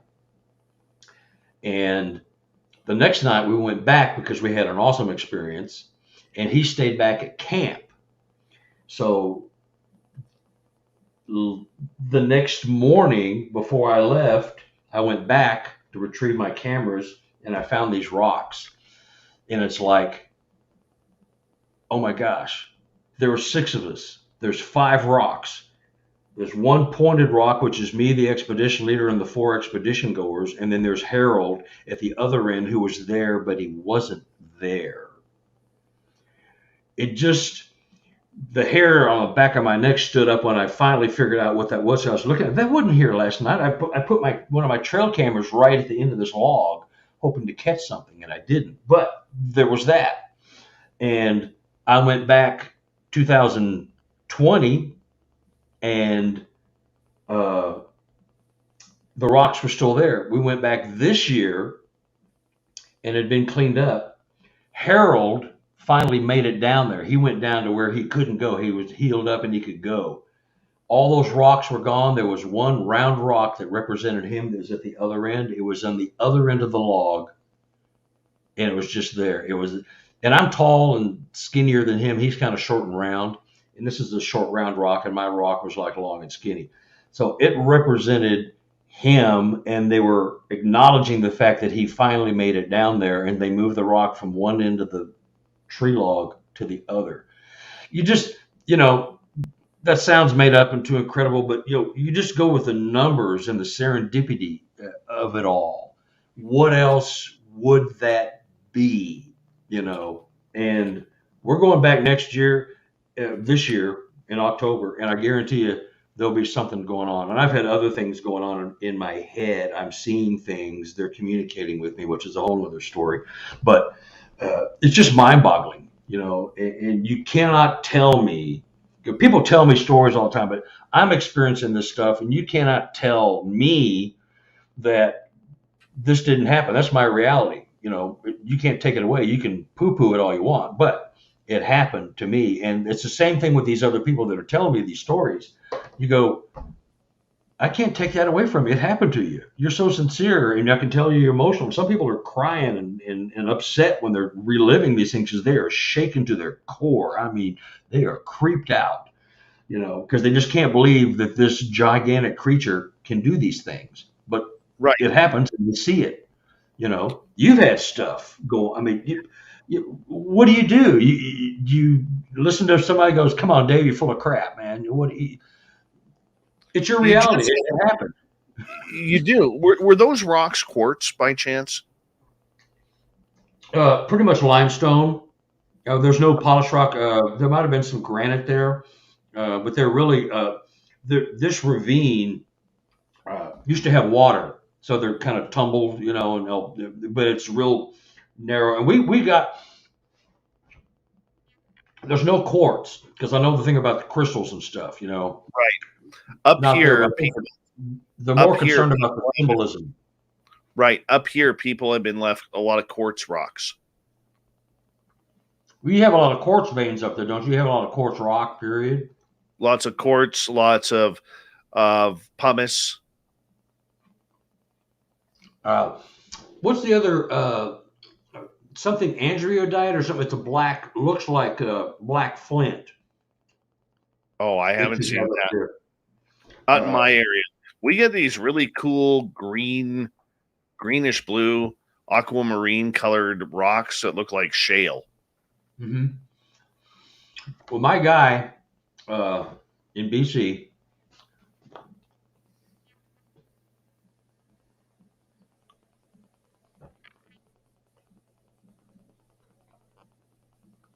So that's a marble he found. He found a marble. He found a marble. Now he can find Native American or Native, Canadian indigenous peoples artifacts all over, arrowheads, pottery and stuff like that. He finds it all the time on his original property where all these events were going on. And he was digging, and he got about a half a bucket full. He got tired and blew it off for the day. Went back the next morning. On top of this mound of dirt was that marble, and it wasn't there before. It was left there. And actually, he gave it to me. I have it. He gave it to me. That was left for him. What do you think? What do you think the gifts mean? Is it peace offering? Is it communication? A little of both. Mostly communication, because I don't have any people that are getting gifted. And I have 3 habituation properties I monitor due to the kindness of the people that are living there. And then David up there in BC. It was a gift. In his entire life, he'd been gifted, and he just wasn't getting it.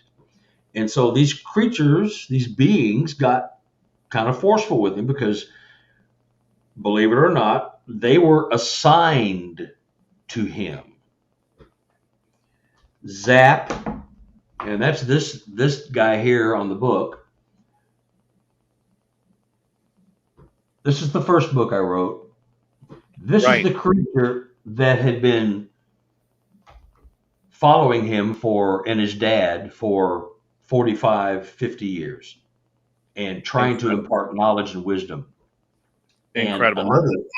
On that note, I'll get you to hold on right there because we are going to go to break here. We have Carter Buschardt here for another 30 minutes talking Sasquatch on Spaced Out Radio. Hope you're enjoying this as much as I am.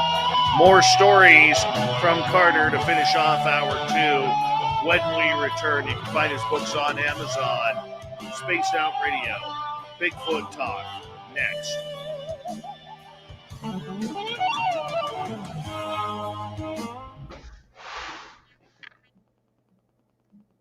All right, buddy, we're clear.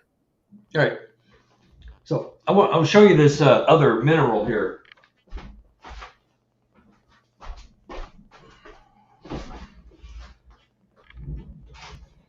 But yeah, he had been gifted for years and years and years. He just thought, how'd this dragonfly get in my house? So there's the Right there. Yeah. Oh, wow. and he's got another one that's similar to it. And then he sent me these other things that he'd broken. One of them is a bone. That's a bone fragment, and I can't tell if it's human or otherwise. Mhm. And this is the mineral that seems to be, it's rather plentiful up there. I don't know what it is. It looks like black flint or black mica or something. It looks like flint. Now, It's that not is- obsidian, but I got a couple questions coming for you from Sovereign Fart. okay. And the first one is that just one of the ways they communicate with rocks? They give you a sign that they made a head count on your group? Yes, it is. And in my first book, I write about that extensively. They can and they do count on occasion with knocks, rocks, claps, rock clacking, whatever. But that was the reason that hit me so hard was that was the exact number of people in my group, and it wasn't there the night before. And we found 3 footprints. They pushed a tree over on top of every print because we found them and cast them and let them sit and dry overnight. Went back the next morning. There was a tree, small little saplings, 10 or 12 foot little, small circumference, pushed over and covering them up. What else is that? They're communicating. Well, you found our prints. I kind of wish you hadn't. It's our fault for leaving them out there for you to find. I didn't know you were that smart, dear human. But yeah, they do count. I can give you all kinds of examples of how they count. They don't do it all the time, but they do count. And that was memorializing my group. 6 people, 6 rocks. Wasn't there. You can't tell me it's anything other than what it is. I don't believe in coincidences, so it's not a coincidence. Yes, they gift, and on occasion they do count and specify the number of people. I can give you all kinds of examples. It's fascinating stuff.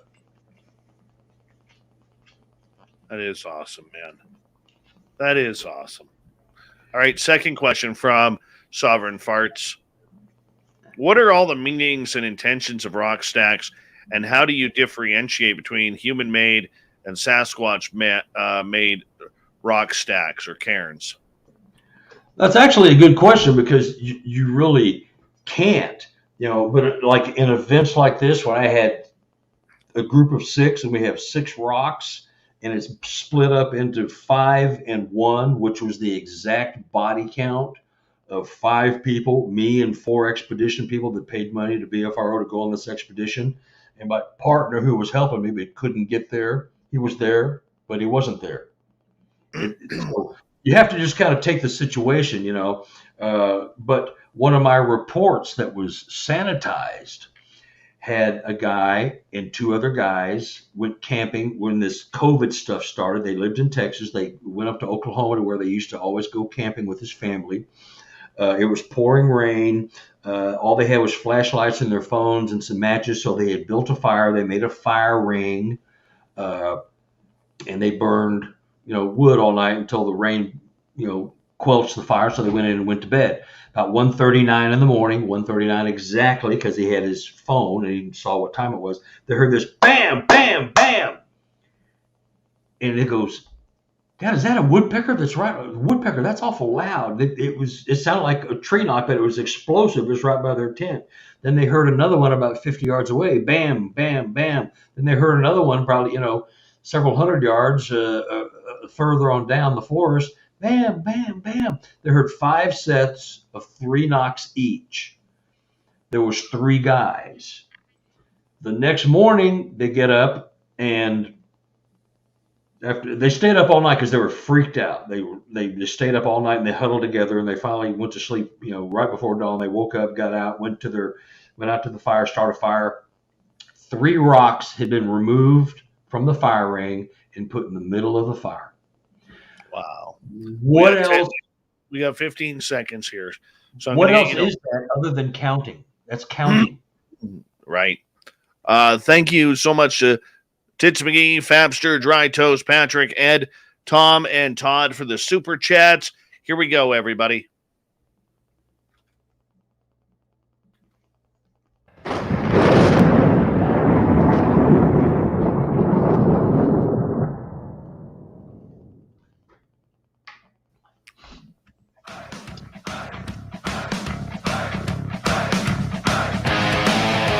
We passed the halfway point of Spaced Out Radio tonight.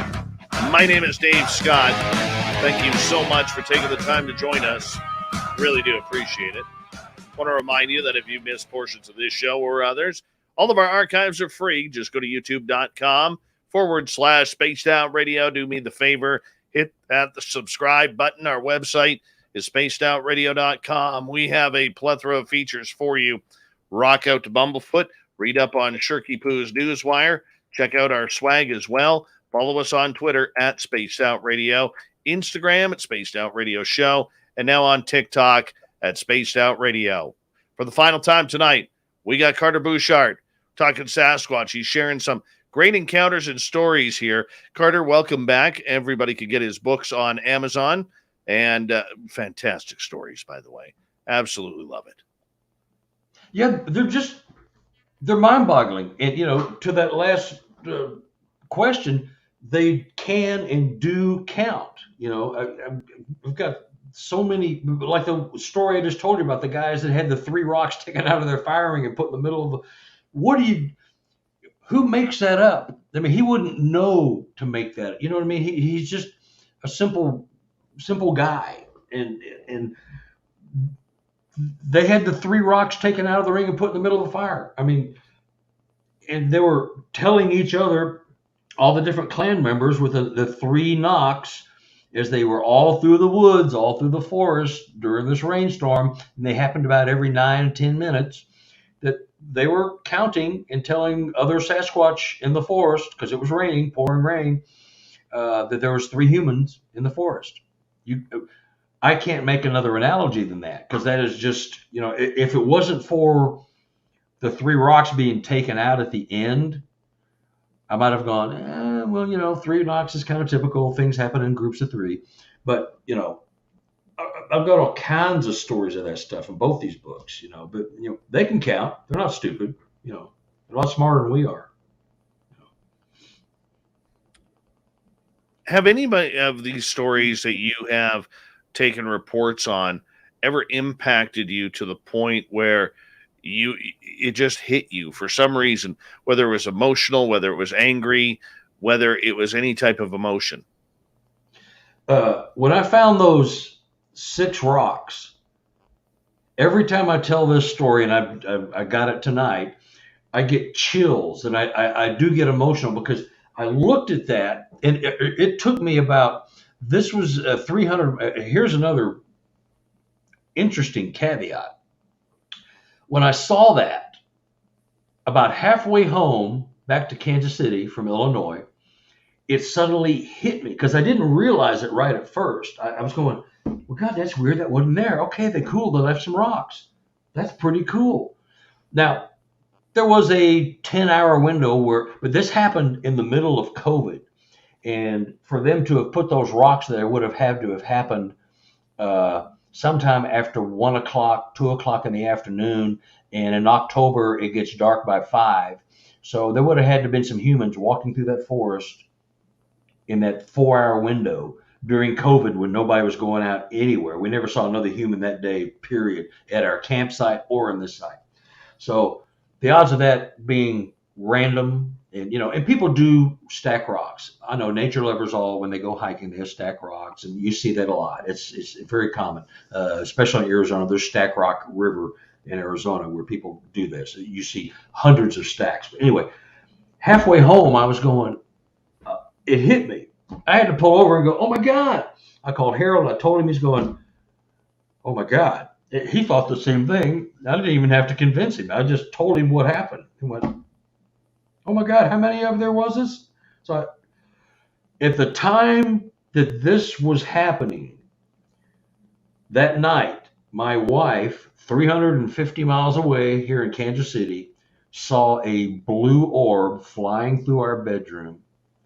She not only saw it in its real state, but it also was reflected in the mirror in our bedroom on our dresser. So she saw it in two different places at the same time, reflection and the real thing. So it wasn't like a car driving by or, an anomaly, something, a firefly in our bedroom or anything.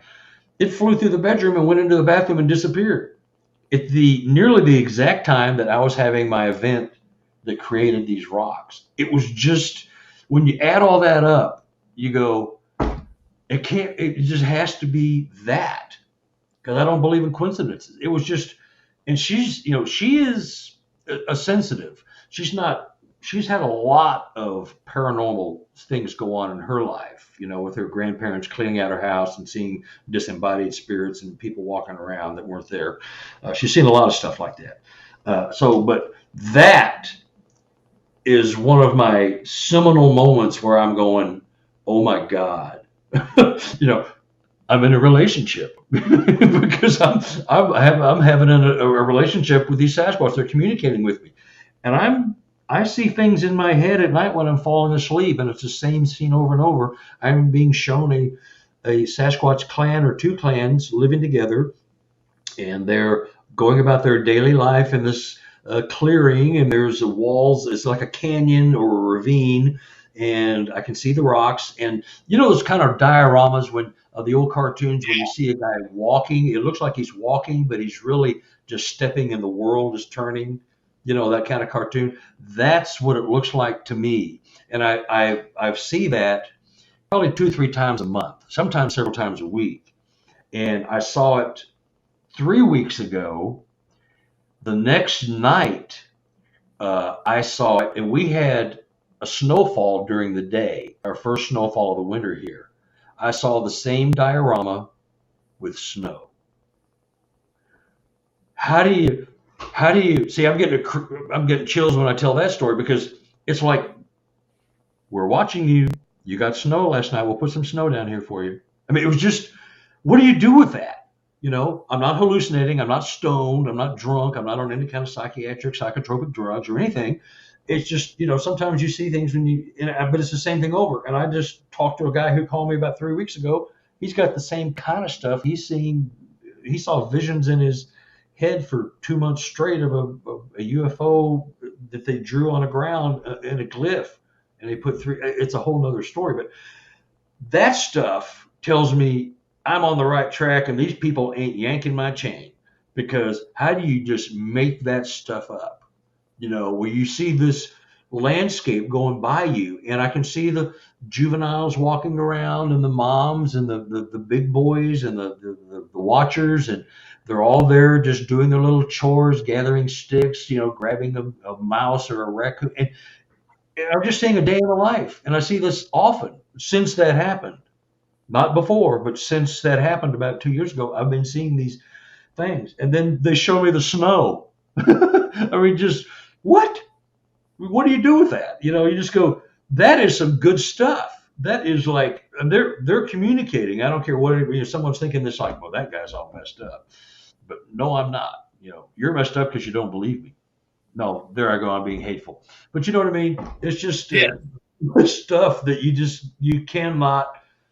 I can't talk myself out of it. And I try. I'm the first guy to try to find fault with my theory. I'll try to find, maybe I mistake. Maybe I overthought that. Maybe that's not really what. I will always try, because when I put something out there and say it, I've already gone through that process, and I'm gonna die. I'm gonna fall on the sword with whatever I'm telling you. And that's one of them. And that's a seminal moment for me. It's just, and then David sent me that marble, and I just, little things are just starting to add up. Very true. I want to ask you, do you have any reports that you have taken that people have been scared out of the forest or almost been threatened by Sasquatch? Yeah, I've had a couple of those. And one was in Iowa, and I was there, but I did not hear because I was out in the field at night on a night op.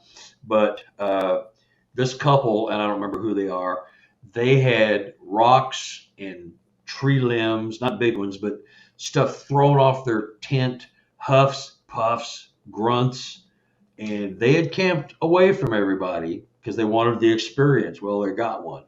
And I think they got a little bit too close to an area that they deemed to be off limits. The Sasquatch had deemed, you're getting too close to my little area here. We don't really want you here.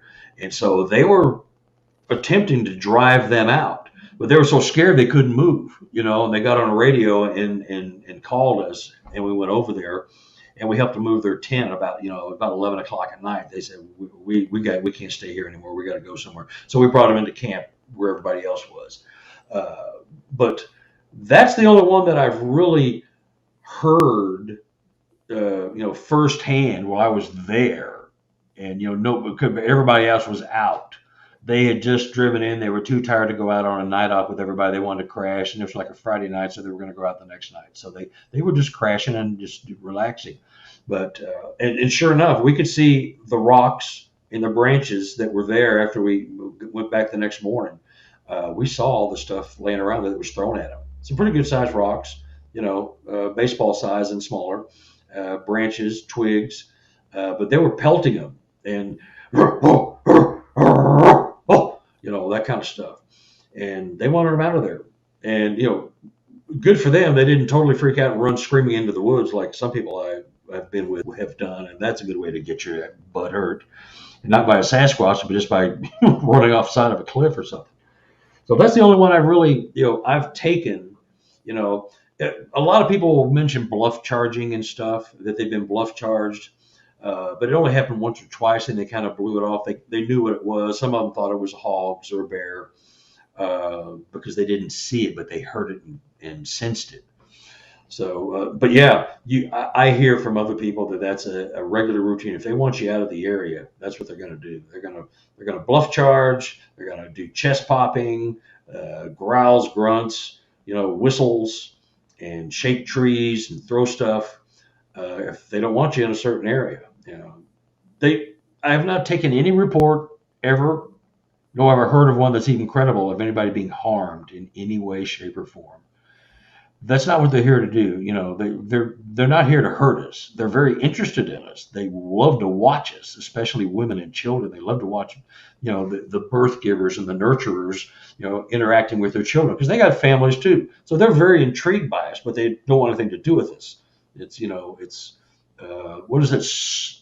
As Einstein said, what was it? Spooky action at a distance. That's a famous Einstein quote. He's talking about, quarks and black holes and things like that. But it's, they do that kind of stuff, but they're not going to hurt you. Knock on wood, they ain't going to hurt you. Are there rogue groups of these creatures that are violent? I would say there probably are. There's still no reports. Now, if you want to get into missing 411, where are some of these people going? Some of them mention hairy man, bear man, how do these little children get 15 miles away with no shoes and maybe no clothes, perfectly unharmed? But there are groups, allegedly, and they are hinted at that maybe they are responsible for some of these missing people, missing 411. If you take a transparency of the cave systems, take a transparency of the Sasquatch sightings, and a transparency of the missing 411 people, you lay them on top of each other, voila, they kind of match. So the Sasquatch live underground. If they're taking these people off into another dimension, who knows what's going on, but that is a theory I would buy into, that there could be a rogue group. Just like there's, good and bad humans. Most of us are good, peace-loving people, and we don't want to harm our fellow man. But there's some people that have no, respect for life. Look at the prisons are full of them. Guys that go, pop a cap and kill somebody just because, well, I felt like it. He pissed me off. He looked at my shoes, and I think he was going to steal them, so I shot him. Well, whatever. There's all kinds of bad apples. But I think, they are really a peaceful, benevolent people as a rule, but I think there's bad apples in every group. Absolutely. I wouldn't say no, you know. I look at it as much like the killer whales and the orcas in the ocean, where people talk about these rogue pods that will try and sink boats, and they don't care what they kill as long as they kill something. And Yeah. I think there would be groups of Sasquatch like that, because let's face it, in the animal kingdom, there are animals thrown out of their pods and their groups all the time. Yeah. It happens with wolves. It happens with bears, coyotes, you name it. Yeah. If you're not part of the group, you're part of the problem. You're out of here. And I can't argue that at all. I believe it to be true. Knock on wood, lucky for me, I have not encountered one yet. I've never been in a situation where I feel threatened. A little scared, maybe, but not threatened. Just like, okay, I don't, but I've never been in that situation. But I guarantee you they exist. There's bad apples everywhere. Do you believe then that people have been harmed by this creature that we know as Sasquatch? I don't have any reports of that. I've got people who, told me that their uncle told them, that their grandpa told them, second, third-hand story. But there's nobody that has, and look at the people that have encountered these beings, Justin Smea, who shot one and shot two, and they weren't even being threatened. They just shot them because they were there, and they didn't understand them. They just shot them. I don't know of anybody that has been harmed. I don't know anybody who knows anybody who says they know somebody who's been harmed. You hear them, but I think it's more false rhetoric than anything else, because I consider myself to be kind of in the middle of things, and I think I would hear things if that was going on. I haven't had it. I haven't heard it yet. And there's not a story that you can tell me. Even Albert Osman, the guy who was apparently picked up in a sleeping bag and carried over a mountain range, for 2 or 3 hours and abducted by a group of Sasquatch. He thought he was there to be a mate or a plaything for his kids and stuff. He wasn't harmed, and they had him trapped, and there was, a dozen Sasquatch around. They could have done whatever they wanted. They didn't do it, So there's no stories that are verifiable of that. And I hope it's true. Okay, we only got about 6 minutes to go here before we got to go to break at the top of the hour. Carter Buschardt is our guest tonight on Spaced Out Radio. I want to ask you, in regards to the fact that we still don't know what this creature is, have you had encounters or reports with people who have had it just vanish in front of them? I had one. That my first foray into the other world and away from the apers. I was leading an expedition here in Missouri, 2013, 14, and I was scanning the woods, and we were looking for a group that had been lost. It was about 11 o'clock at night. We had a group that was separated from us, and the radios were going bad. We couldn't communicate.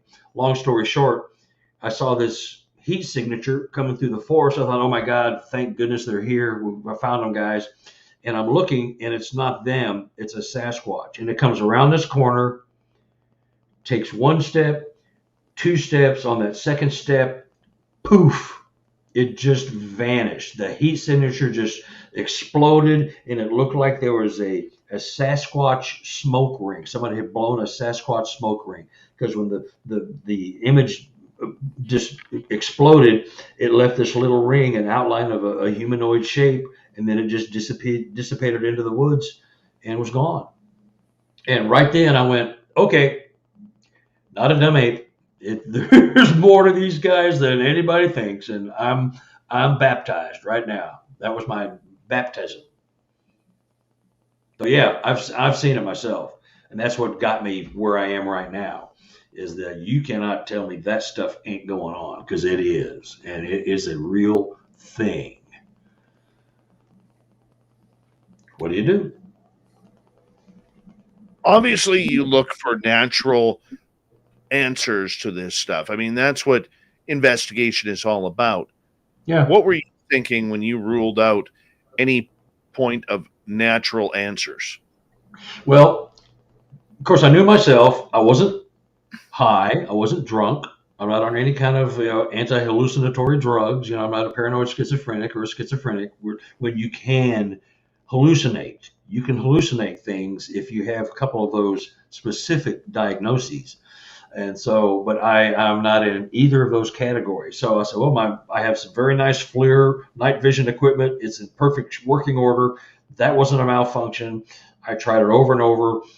I know what I saw. It wasn't anything that I could have mistaken, like, a swarm of fireflies or any kind of stupid stuff like that. So I eliminated, and it was quite easy at that time because it was such a shock to my system, because I was with a bunch of very conservative flesh and blood or only guys, BFRO people. And, I won't mention names, but they're just very close-minded and rigid in their mindset, And so I solved it within about 20 minutes of thinking about it. I was going, I just saw this thing vanish in front of me. What the heck? How did he do that? And doesn't matter how he did it. And I saw it. I wish I was recording, but I didn't want to, as most investigators, I did not want to run down my batteries trying to change batteries on a thermal camera at night, when you're in the forest. Maybe your hands are sweaty and it bugs, and it's just, irritating. So you save batteries when you can, when you don't think you need them. So I wasn't recording. And by the time I saw it, I was like, oh my God, it clicked. It was over. So, and I'm a good example of, guys that, how come you don't get a good picture? How come you don't get a clear shot? Well, because you're shocked and the hands are shaking and you get a blurry photo. Well, of course, because you can't believe what's happening. So I eliminated all the possibilities. And we reenacted it the next morning. We went back out and reenacted it and got the footage, the distance, the height, all of that. We reenacted the whole thing. And a couple of guys there who I know were sympathetic with my position that there's more to it. And it was all like, that was simple. That's it. So now what am I going to do? And then I started hearing more stories, and I've been affected by infrasound. I was hallucinating things that I knew could not be, yet they were there. And my wife was with me. And that's a whole other story, which we don't have time for. But, when I saw that, it was all over for me. It could be nothing else than there's other things going on. They have skill sets we just can't explain. I want to get one question in here as we got 1 minute left. Any reports of them being in residential areas of cities? Yeah. I took a report about a year ago. And actually, that's one of the first times Matt has called me in a long, long time. A lady in Parkville woke up one morning. She heard something. Didn't know what it was. She heard something. When she got up the next morning when it was daylight, there was muddy footprints down her driveway. They're about 17 inches long. I've got photos and everything. I didn't file a report because the lady did not want me to file a report, but she wanted somebody to come over. And there was about 10 or 12 footprints going down her driveway, down the side of her house, into her backyard, and the footprints went across the yard, over a fence, and into some woods. Residential, they're duplexes all over the place. It's a cul-de-sac of nothing but houses, and it took a shortcut. Wow. So, yeah. Unbelievable. Carter, it is always a pleasure to have you on Spaced Out Radio. We got to do it again soon. I'm really enjoying our con, my friend. Thank you so much. Oh, absolutely. I've enjoyed it, and buy the books. You can get these books. I have my own website, www.relichominid.com. These are all color books, glossy paper. And anyway. Beautiful. We'll see you in Vegas at the SOR party. Swamp Dweller and Super Duker next on Spaced Out Radio, Hour 3, coming up right after this. See you, Dave.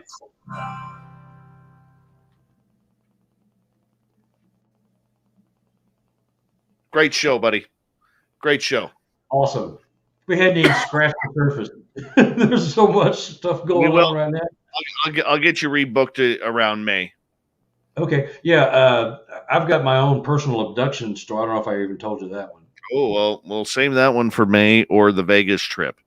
Yeah, that happened when I was 10, but I found out 30 years later that it had happened. Yeah. I had no idea. Yeah, I will. My wife's real paranoid about COVID. That's the only reason she probably might not go, but I don't care. I think I want to try to come hang out with you guys. That Good. sounds like We want you. fun. We want you there. We got to play. I want to take your money. Good. Good. I All want to take yours. Bud, I got to run here, but we'll talk soon. Okay. right, guy. See ya. See you, bud. Love him. Carter Buschardt. I'll be right back, guys. I got to hit the loo. I'll be right back.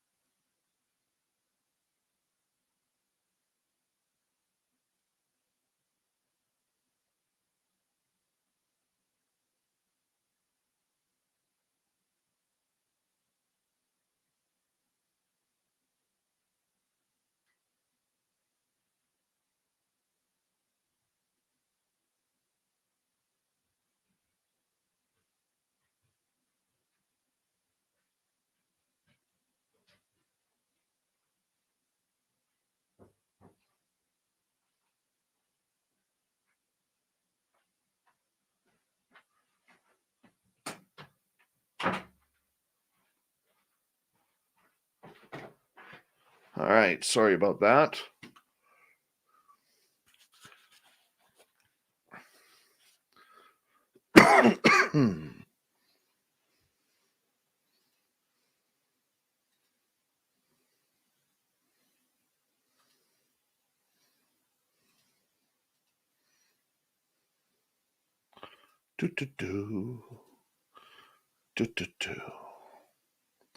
Dave is here. He hasn't disappeared.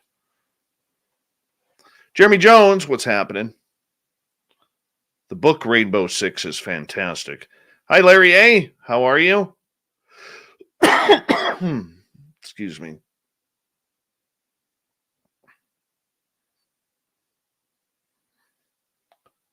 Yes, my hair is getting long. Big thank you to Murray, Todd, Tom, Ed, Patrick, Dry Toast, Fabster, and Tits McGee for the awesome super chats tonight. It is a wonderful, wonderful way to support what we do in Vegas on this show. And you know what? Vegas is going to be great too. I hope to see you all here and there. Here we go, everyone. Let's get right to it.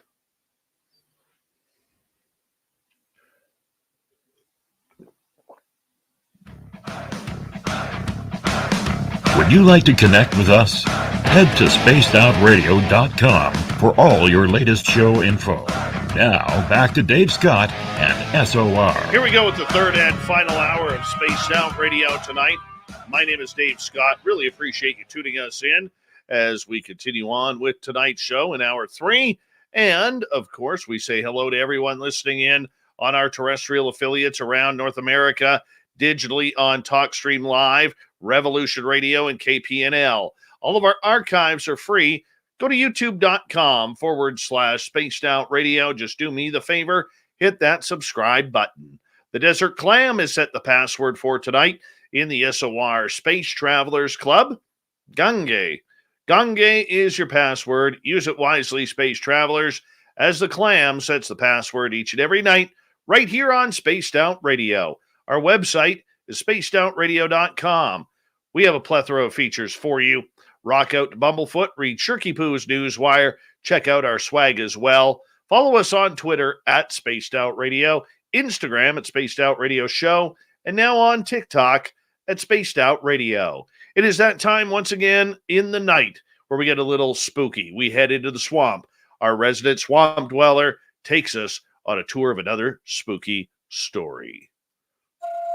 Hi, Spaced Out Radio listeners. This is Swamp Dweller. It's time for your nightly dose of spookiness on the show. If you have an interesting encounter or a spooky story that you would like to share, be sure to submit them in at swampdweller.net. You can also find our YouTube channel at youtube.com/swampdwellerreads. Now, let's chill out, relax, and together, let's enter the swamp. I've only told this story to one of my friends. I've never thought much of what I saw until afterward, when thinking about certain parts of my experience that couldn't be explained. So I told my best friend about my experience, and he said that I likely saw a Bigfoot. We both had a good laugh about it. Now, let me explain to you a little bit about myself. I grew up hunting in the Blue Mountains in Oregon my entire life. I've seen every kind of animal that roams the forest there, from mountain lions and black bears to elk and deer. I'm very confident about being on my own in the woods. I've solo hiked, camped, and I've taken several trips to places like Bighorns in Wyoming. I enjoy getting away from the modern world as often as I can. What I'm getting at is that I do not fear to be alone in the mountains or the woods. In September of 2019, I traveled to Washington State for an archery hunt on the Washington side of the Blue Mountains. The tag I was carrying was for a buck deer. I wasn't camping in the mountains, but would drive to them around 2 a.m. every morning and 2 p.m. every evening. From 2 a.m., I'd hike up and hike down at around 9:30 a.m. In evenings, I'd hike up around 2 p.m. and be down about an hour after dark. From where I'd parked my truck, it was a 6-mile hike up the mountain to where I had set up a tree stand. 6 miles of hiking in the dark. I opened up my phone to look at the GPS to make sure I was traveling in the right direction. The first 4 days of this routine were pretty rough, but amazing at the same time. Getting used to waking up early just to put your legs through hell is hard to become accustomed to, but the views when the sun would rise were worth the burn, and it's always amazing to see the wildlife roaming carefree at sunrise. On a hillside 600 yards away to the east, I would see a herd of elk briskly moving their way toward a draw. The deer would start moving in the field directly in front of me. I didn't have any bucks coming close enough to send an arrow, but it was nice seeing them interact without a clue of my presence. I saw a sow and 2 cubs one evening before I left the tree stand. It was a pretty great experience so far. The 5th day in the early morning is when I experienced something that at the time didn't seem all that weird, but recollecting my thoughts later, it is something I cannot explain. Following the same routine as the previous days, I got to the same place where I parked my truck at around 2 a.m. I made sure I had everything I would need in my day pack: paracord, extra knife, batteries, flashlight, a bottle of water, a couple of granola bars, and a Ziploc bag with a lighter. I always figured it's better to have something and not need it than need something and not have it. I strapped the day pack on, grabbed my bow, checked my phone to make sure it was on silent and the screen was dimmed, and headed toward the stand. One thing hunters know is that when you are walking to your spot, you try your best to be quiet and not to use any light as to not spook any animals in the area, as well as choose a good route that doesn't cross main game trails, and make sure the wind is always in your favor. I was wearing the same hunting attire as I was the day before, and being it was 95 degrees during the day, the smell on my shirt was getting hard to hide. I used scent blocker spray, but it was time to wash my shirt when I got back after a morning hunt. Anyways, back to my hike up the mountain. It was overcast this morning, so the moon was hidden, which made trekking a little bit more difficult. My route wasn't too hard of a route to follow in the dark after you got past the initial field you cross. Then you get to a draw and follow that up until it splits. At the split, you take a left and follow the draw up. At the top of the draw, you go left one more time and down a small decline to where the stand is. I had all but memorized the feeling of the slants and angles under my boots, so it wasn't that difficult navigating. I had just reached the second split and stopped to catch my bearings and breath and to let my legs rest.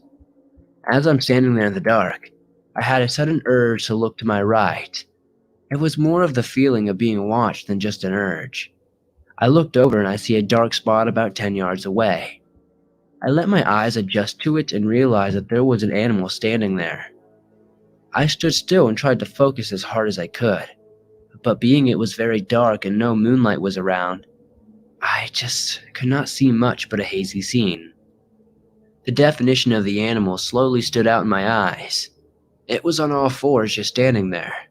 It wasn't making noise. It wasn't moving. Just standing there as frozen in time as I was. My first initial reaction when my eyes focused was that this thing was an elk. It was a big elk, so it must have been a bull. I couldn't be sure because it was dark, but nothing else could have been that size. It was too tall, and not thick enough to be one of the black bears I saw in the area. We both probably stood there for 5 minutes with no movement. Then it started slowly moving parallel to me, still about 10 yards away. Now I don't know if my eyes were playing tricks on me or not, but it looked like it stood up on 2 feet when it started to slowly move away. I stood there thinking, that's another hunter, not an elk. A tall hunter at that, but another hunter for sure. I was thinking to myself that no other hunter would be out this far where I am at 3:30 in the morning. Trying to figure out why another hunter would be here got me coming up with another reason for what I'm seeing. Maybe the elk turned and was walking directly away from me, so it looked like it was walking on 2 feet. Maybe it was too dark to see the front legs. Maybe I need rest and I'm too tired to be out here at 3 in the morning every day. I'm going to refer back to the beginning of my story where I stated that I didn't think anything of it at the time. At 3:30 a.m., when I saw this elk hunter or whatever it was, I logically just told myself that my eyes were playing with me, and that it was just an elk that stood up and was walking away. That's a logical way to explain it at the moment anyway. That's why I didn't think much of it being weird. It was when I retold what happened to my friend that, in my mind, things started to be interesting.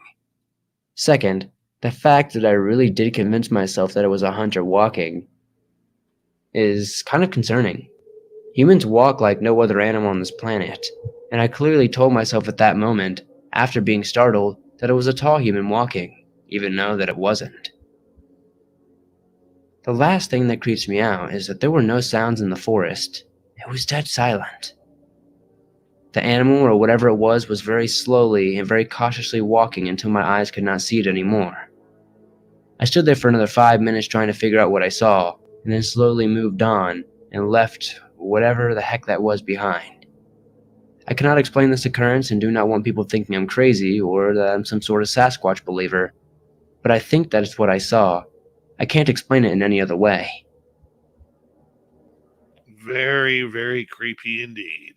Imagine finding yourself face to face with a Sasquatch. Well, one dude has the ability to do it, and that is our man, Super Duke Sullivan from World Bigfoot Radio. Let's continue the Bigfoot talk.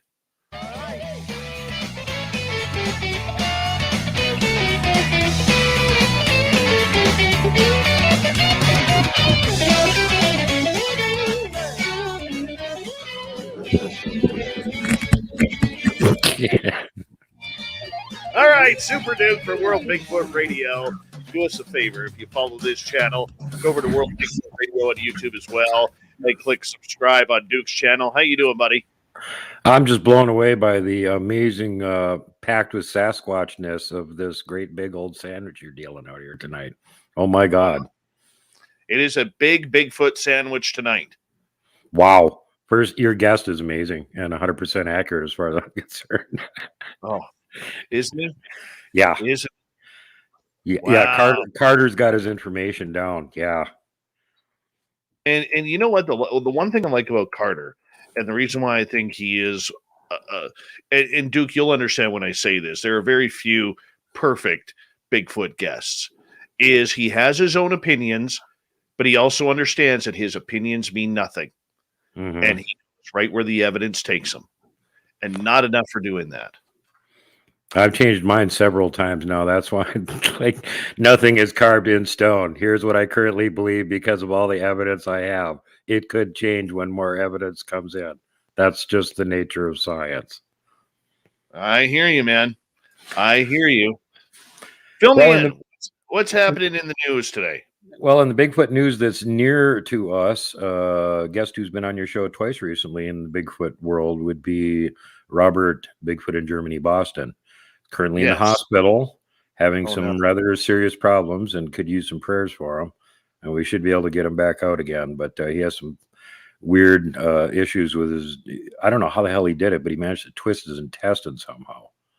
Oh, wow. And, yeah, that's like, usually that doesn't happen to humans unless you're a power lifter or you're getting punched out by the Hulk or something. So I don't know what he did, but he's really good at getting hurt. So he found some new way to do it, apparently. Oh, well, thoughts and prayers and some healing for him because Robert's a good guy, man. We got to get him back on this show. Yeah, he's a superhero. Plus, yeah, he's got a lot more stuff to talk to you guys about, so you definitely want to get him back again. And the other thing, I want the audience to make a decision on this next Tuesday when I'm on. What do you want me to talk about? Because I now have my minions running around scrambling to find me really cool things to talk about, and they're not trying to compete with each other and see who has the best stuff. And Team A has decided that Mount St. Helens and Ape Canyon needs to be talked about more. Let's and do it. Team B says that, well, really, you should cover the two Bigfoot reports from Davy Crockett and Daniel Boone. Oh, do I have a say in this? Dave, throw your vote too. I love the story about Ape Canyon at Mount St. Helens. Now, Ape Canyon, we should say, actually got wiped out during the 1980 explosion. Yep. My upcoming guest on Sunday's grandfather had a Bigfoot sighting on Mount St. Helens at a little lake there that also no longer exists back in the 1920s. So if you want to hear about that one, you can tune in to my show on Sunday, because Kelly Shaw from Rocky Mountain Sasquatch is finally going to be on somebody's show. I had to like throw a lasso around him and put him in an arm lock, and it took about 3 years, and I finally got him on the show. And oh man, is it going to be awesome. So don't miss that one. But there's two other reports there. There's not only the actual Ape Canyon report, there's a more recent one of a guy who kind of something was chasing him and he just kind of skied into oblivion and they never found him. And that was also in the same area, in addition to a lot of the other weird reports there. But then on the other hand, you've got two superheroes of the old, Eastern Wild West, Davy Crockett and Daniel Boone. And Davy Crockett saw one when he was on his way to the Alamo. And Daniel Boone got into a fight with one and had to shoot it to save his kid from being killed by it. So those are pretty epic stories too. Well, we can save them for Tuesday. Well, tonight we've got an even different one.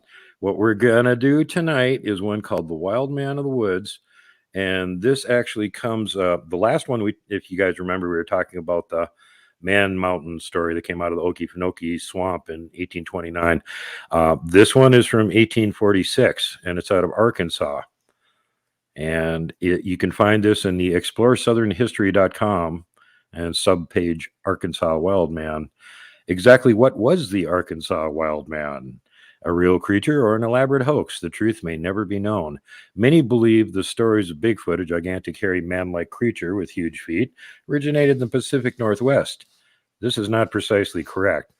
Early settlers of the South reported encounters with strange Sasquatch-like monsters long before the first recorded sightings in Washington and Oregon.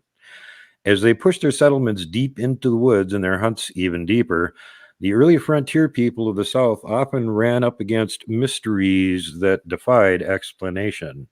One of the most bizarre involved a series of events surrounding a creature called the Wild Man by newspapers of the 1840s. And again, remember, they had not coined the phrase Bigfoot and would not for over 100 years after this was going on. So that term just didn't exist. So they had local names for it. Wild Man was one they liked to use. When they became aware of the fact that gorillas existed, everything became an escaped gorilla. When we go back and talk about Daniel Boone, they were calling it a Yahoo back then. So they all had different names, different time periods. So anyway, the earliest known recorded sightings took place in February and March 1846 in the Crowley Ridge area of eastern Arkansas. Stories about the creature's appearance were carried in newspapers across the nation, with the Baltimore Sun reporting on March 13th, 1846, that, quote, his track measures 22 inches. His toes are as long as a common man's fingers, and in height and make, he is double the usual size. I take that to mean he's probably around 12 feet, 10 feet, somewhere in there. Other reports followed, with a second surge of news coverage taking place in 1851. The New Hampshire Patriot and State Gazette reported on May 29th of that year that an expedition was about to leave Memphis to hunt for the, quote, Wild Man. The monster was said to be of, quote, gigantic size and covered with hair. The same newspaper followed with a page one account on June 5th, quoting the Memphis Inquirer as to its source for a report that the Wild Man had been seen chasing a herd of cattle. Never heard that one before, huh? So he was of gigantic stature, the body being covered with hair, and the head with long locks that fairly enveloped his neck and shoulders. The Wild Man, after looking at them deliberately for a short time, turned and ran away with great speed, leaping from 12 to 14 feet at a time. And yeah, we've measured, track lines where steps are that far apart. So he didn't even have to be running to be making steps like that. The Inquirer account noted that the monster had been seen in St. Francis, Greene, and Poinsett counties for 17 years, a statement that indicates that now lost reports may have been made as early as 1834. Colonel David C. Cross and Dr. Sullivan, no relation of Memphis, were said to be organizing an expedition to search for the creature. This may well have been the first Bigfoot hunt in American history. No written details of the result of their search have yet been found, but certainly could exist. Another round of accounts appeared in the nation's newspapers in 1856. On January 3rd of the year, the Pittsfield Sun reported, quote, a wild man 7 feet high is stated to be roaming through the great Mississippi bottoms in Arkansas. Numerous travelers and hunters have asserted that they have seen him, but none have been able to get near enough to give particulars concerning the strange being. Not all accounts, however, were from the swamps of early eastern Arkansas. A fairly bizarre report appeared in May 1856, reporting a sighting in April on the upper Red River and noting that the creature had also been seen in northern Louisiana. And of course, my last guest was in Louisiana, where they call the Sasquatch the Sulkaloo. This one I've reported on before. This is a fairly scary one. So, according to the version which appeared in the Wisconsin Patriot of May 10th, 1856, the wild man was spotted breaking the ice of a frozen lake. He was, quote, covered with hair of a brownish cast, unquote, and was described as being, quote, well-muscled, unquote. A party of men from Louisiana had gone into the wilderness on horseback to find the creature and decided to try and capture it. Oh, this never ends well. One man from his group had gone ahead of his comrades and decided to try. God, why do people think this? Decided to try and take the monster on his own. This was a real bad idea. So soon as the wild man saw the horse and the rider, he rushed frantically toward them and in an instant dragged the hunter to the ground and tore him in a most dreadful manner, scratching out one of his eyes and injuring the other so much that his comrades despaired of the recovery of his sight, and also bit large pieces out of his shoulder and various parts of his body. And perhaps the most bizarre part of the story, the wild man supposedly grabbed, made use of the injured man's horse, and it doesn't give details here, but the original account says it grabbed the mane of the horse, threw its leg over it, kicked it, and the horse took off, and it rode the horse off into the woods again. It had ripped the saddle right off the horse, and the saddle is pretty secure to the horse. Apparently, it just grabbed the strap underneath the horse and ripped the saddle right off of it. The hunter's friends set off in pursuit, joined by a party of Choctaw Indians that happened to be in the area. The chase led up into the Ouachita Mountains, at that point covered in snow from a particularly brutal winter, where the pursuers somehow failed to capture their elusive prey. Stories of gigantic hair-covered man-like creatures are told in Arkansas to this day. Nobody in the Ouachita and Ozark Mountains and in the swamps of Mississippi and notably in the Ouachita and Ozark Mountains and swamps of the Mississippi and Red Rivers. And of course, this is the area where the famed Boggy Creek Monster is one of the modern manifestations. And I got to give credit at this point to the amazing Stephen Hill, the Sulphur River Sasquatch hunter, who dug up this account for me, because he's like, hey, promote my area. Well, yeah, this is a really early one, and it's really scary. So, okay, yeah, this is a good one. Thank you, Stephen Hill. Always the case. Always the case. You just don't feed the Wookiees, man. You just don't feed the Wookiees. That's all. Well, some of those Wookiees had bad attitudes, apparently. When I was interviewing Kelly yesterday, I mentioned that he had actually done a report of one of the earliest reports out of my area, 5 miles away from where I'm sitting here right now. 1896, John Stoner was riding to Missoula on his horse, and an angry Sasquatch jumped him and tried to drag him off his horse. And he managed to club it a couple times and get away, apparently. But when he got to town, he made the report. That was 5 miles from Missoula, where I'm sitting right now. Terrible. Super Duke, where can people find your channel?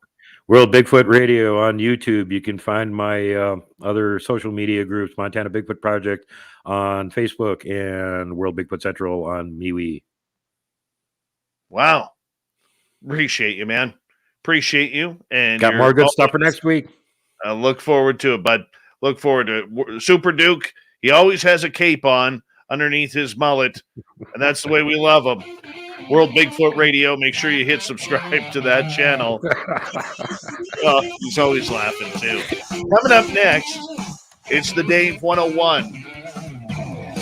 Death threats in the Bigfoot world. We're going to get to it, along with Shirky Poo's news and more right after this.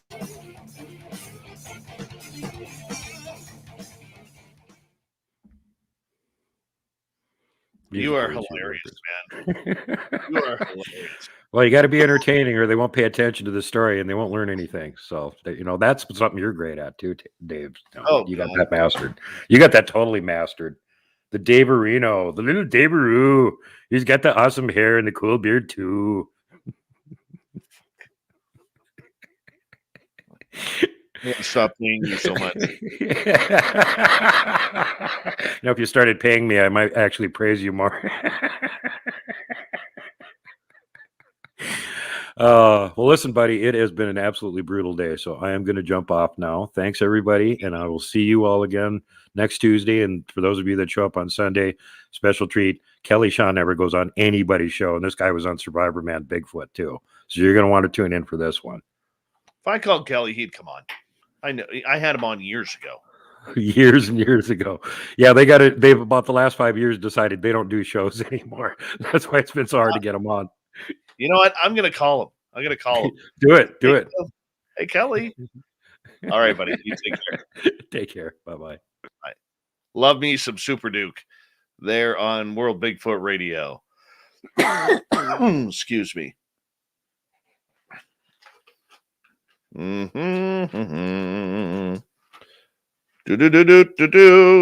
Charge. That's right, Sovereign. Fart hard, Duke. Fart hard, buddy. See, that's funny.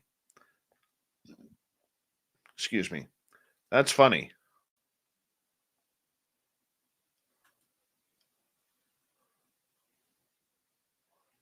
That just cracks me up.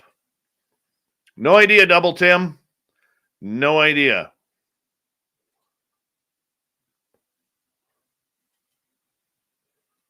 Mm-hmm.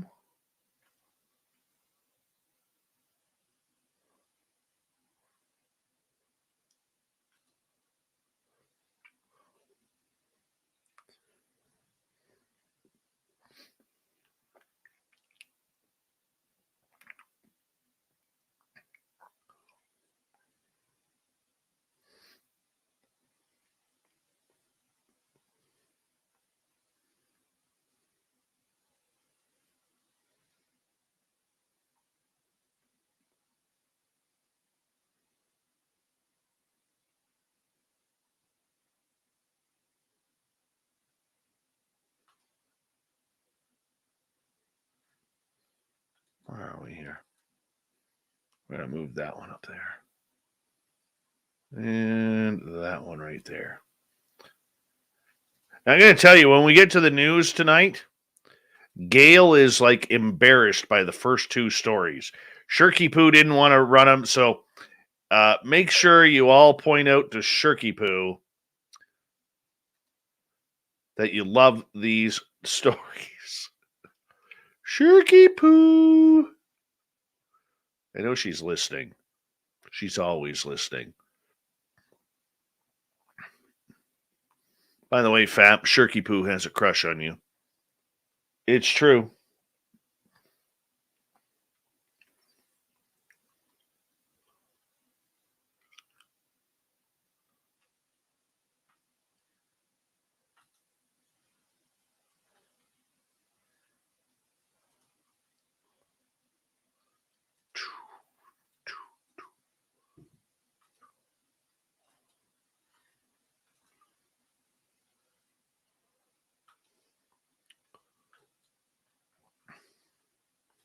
There you go. Shirky Poo.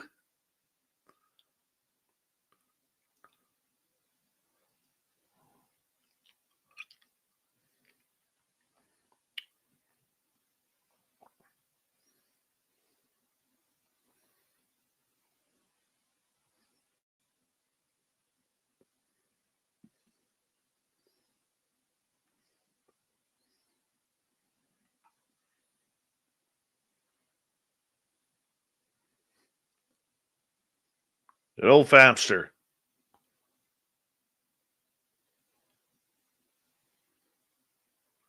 It's all ego, Nicola.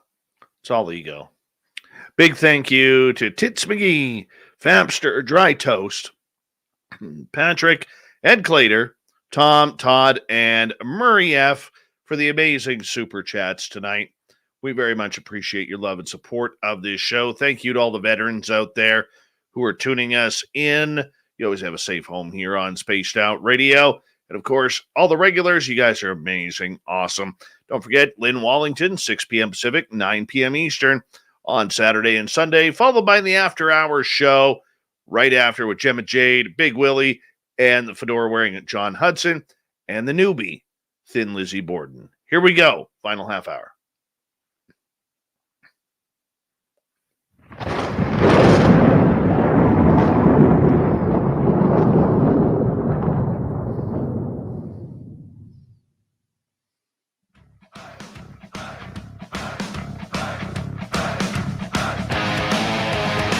We've rounded third. We're heading for home tonight on Spaced Out Radio.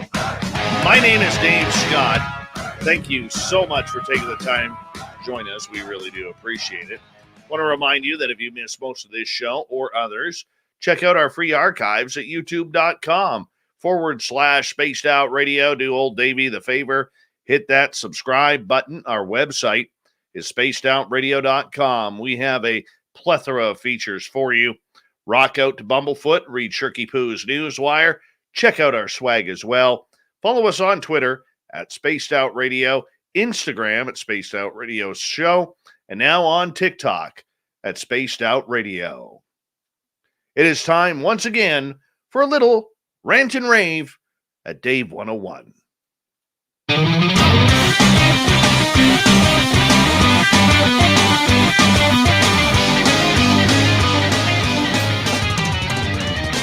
It's time for Dave 101.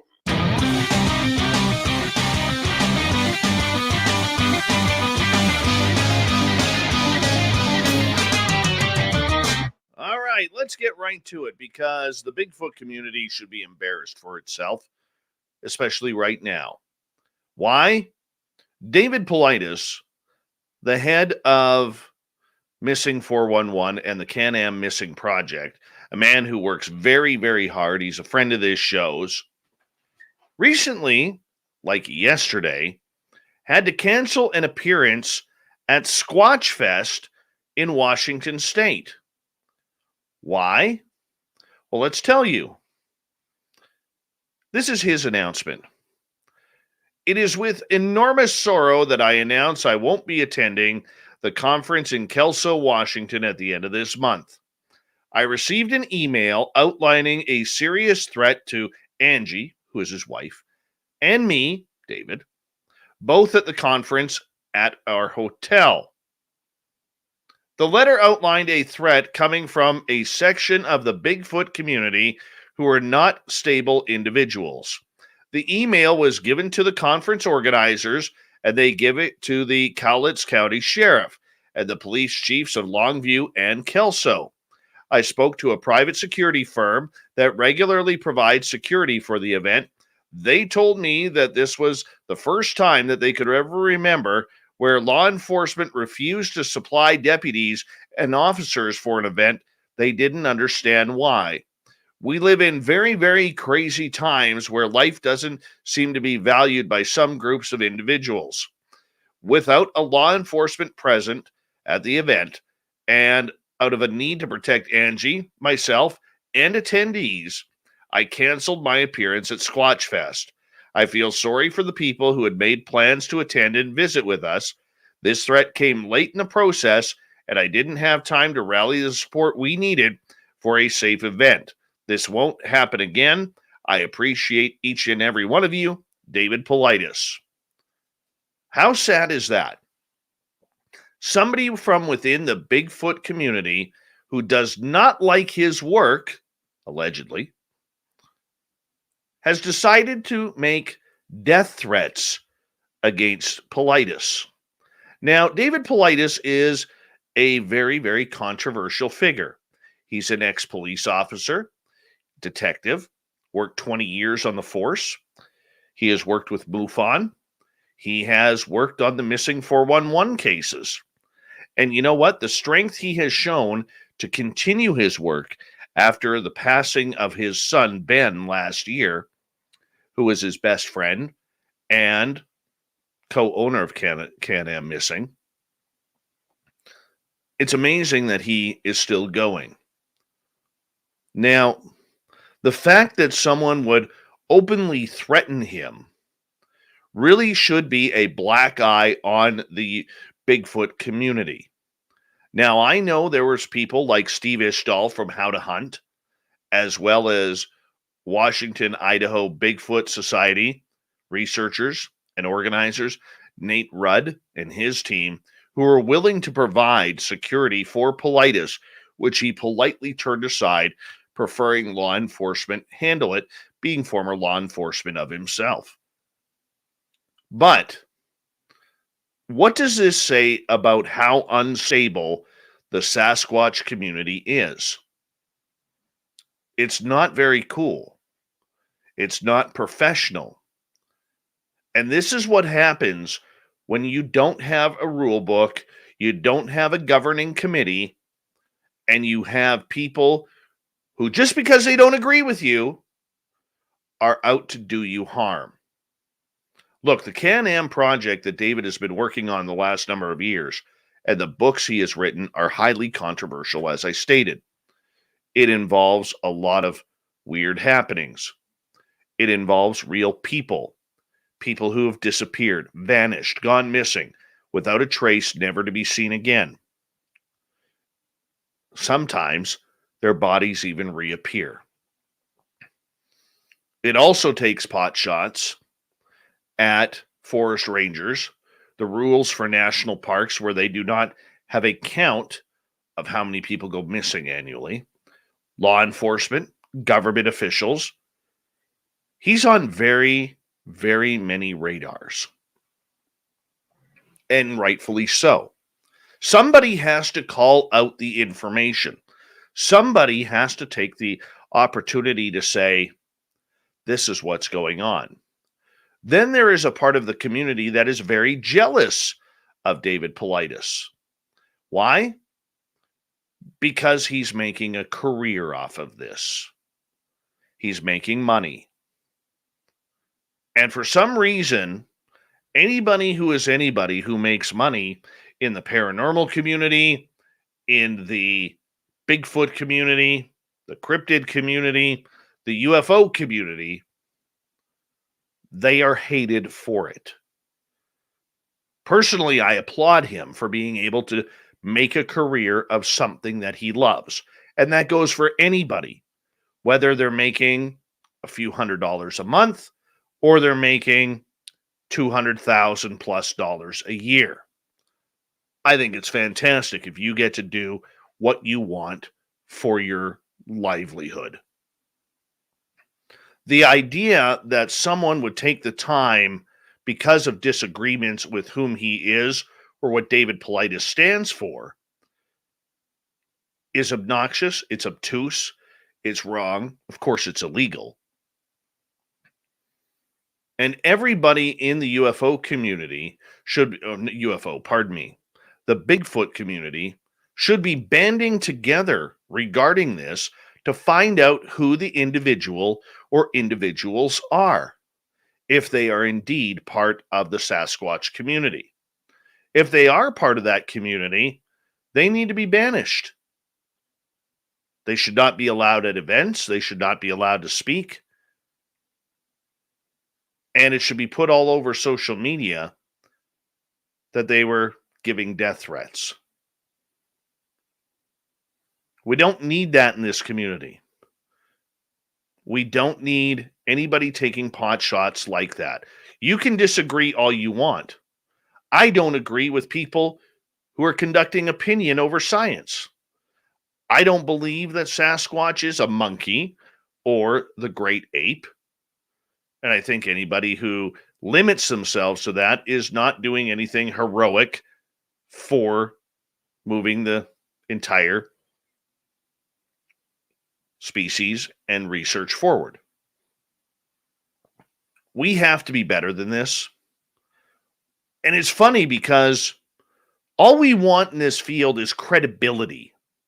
We want credibility to say Sasquatch is real, UFOs are real, ghosts are real. We want our neighbors, our friends, our family, our coworkers, and anybody who will listen to believe us Yet, when garbage like this is pulled, it shoots down the entire community for being the oddball rejects that many of us are, myself included. It doesn't do us any good. Now, we can only hope that this will be investigated to the full extent of the law, and hopefully the person who did send this email does get prosecuted one way or another. Whether it's a fine or more, that's up to a judge.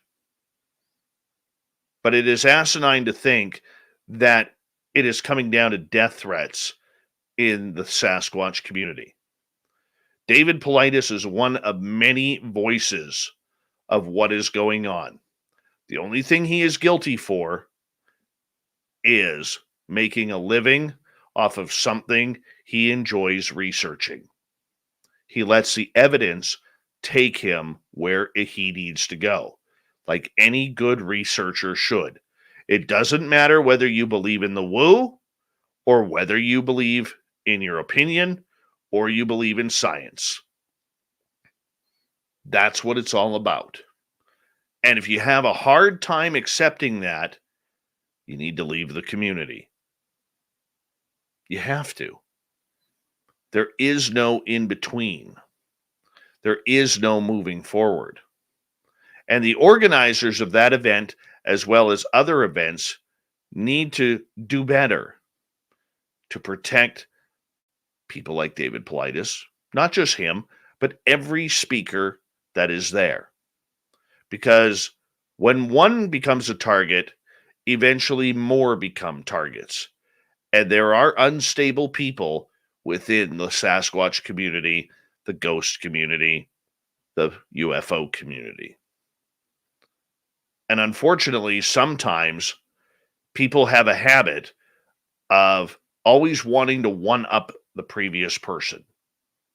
And we don't need that kind of violence or threats within a great community that has a lot of fun chasing monsters. Anybody who is anybody in this field, whether you are an amateur or whether you are a professional like Paulides, has one thing in common. It's really cool to say we're monster chasers. We're monster hunters. Let's just have fun with it. Let's hope the law takes over what they need to do. And let's hope that this person is outed so that way they could be banned from the community and conferences so nobody else has to worry about violence moving forward. That is your Dave 101. Do me a favor, if you're on YouTube watching this on replay, leave a comment below and tell me what you think. Let's get to Shirky Poo's news, shall we?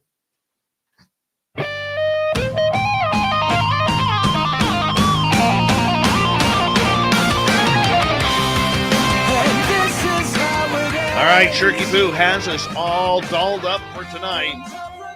An awkward vaccine side effect has been reported by an Australian woman who claims her body's high beams have been permanently switched on since she got vaccinated. Melbourne-raised content creator TJ, who runs the Instagram and TikTok account Whippa Snippa, shared the unusual dilemma with her audience. She claimed that her headlights remained on even when she was sitting next to a heater and when outdoor temperatures surged towards 40 degrees Celsius. The headlight euphemism is typically used when referring to the appearance of prominent nipples, a display more associated commonly with cold weather. Cold weather. TJ says she further investigated the matter after receiving several messages from people who made the observation in recent videos. So everyone's been pointing it out to me that you can see my headlights. Yes, I know. Can't help it. Trying to work out why it's happening, especially on a 40-degree day, she said. She explained how eventually she managed to connect the onset of the issue with her double Pfizer vaccination. I worked out that I had the double vaccination and I had Pfizer, and ever since then, my headlights have been on. TJ said it was a little awkward that her boobies were on full display while doing regular tasks daily, like grocery shopping. If the response to her video was anything to go by, her experience is far from isolated. Many other women are now proclaiming that Pfizer has given them perma-erect nipples. Yep, perma-erect nipples. Perma-erect nipples. There you go. From women to men, there are some good lessons in life that we have to learn the hard way. But once we learn them, we usually learn them for good. Take Vicks Vapo Rub. Who hasn't done this? Slather that on your chest for the first time, and you might just find yourself feeling like you can breathe freely. Your ailments are soothed. Given this booth, why wouldn't you go ahead and apply one to your testicles? According to Jason Isaacs, he had to try. The Harry Potter actor made the terrible error as a child, and the memory still haunts him until this day. Asked about the worst injury he had ever had, the 58-year-old said, I'm thinking about the first time I remember hurting myself at all was when my best friend gave me some Vicks Vapo Rub when I had a bad chest. When you and I were at school together, I think I was about 12. I rubbed it on my chest lying in my bed at night. And then when I went to give myself a scratch, well, the Vicks was still on my hands, and I accidentally put it on my testicles. I leapt out of bed, screamed, probably for my mother. Hope in retrospect that I didn't. I needed to wash the nether regions for quite a while before the stinging went away. It's not as bad as hot sauce. Just going to tell you. It's not as bad as hot sauce. Elon Musk has found himself in a bit of a pickle amid fears his plane is being tracked by a 19-year-old. Twitter account at ElonJet has supposedly been using advanced technology to track Elon Musk's private jet for months and has amassed quite the following, currently sitting at over 88,000 followers. Mastermind behind the operation, teenager Jack Sweeney, has allegedly set up 15 other Twitter accounts using the same method in order to broadcast when a chosen plane has taken off or landed. He also runs accounts at CelebJets, which tracks the private jet movements of people like Kylie Jenner, Tom Cruise, and Oprah Winfrey. However, as per protocols report, Musk actually contacted Sweeney to ask him to take Elon Musk's jet offline. In order to try and tempt the 19-year-old, he offered him $5,000. Perhaps a bit stingy coming from the world's richest man. Musk's message allegedly stated, "Can you take this down? It's a security risk." Sweeney replied, "Yes, I can, but it'll cost you a Model 3. Only joking, unless." To which Musk then said, "I don't love the idea of being shot by a nutcase."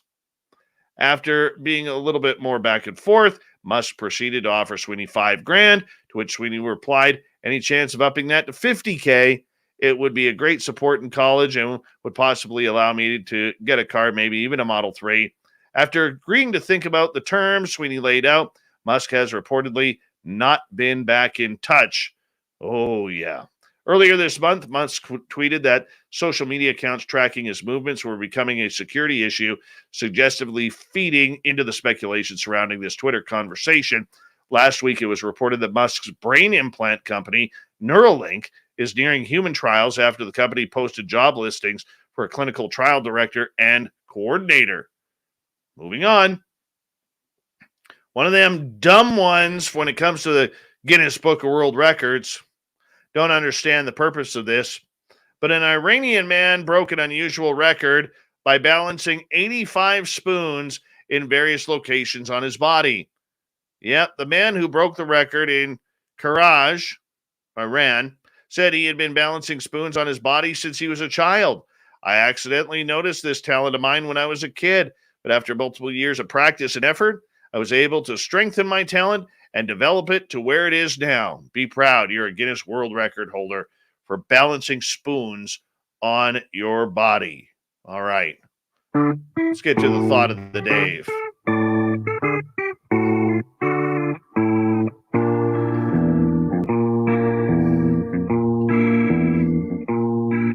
Thought of the Dave happens every night at this time.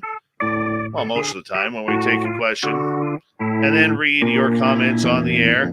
Because you know why? We love the audience participation around here. Today's Thought of the Dave is as followed.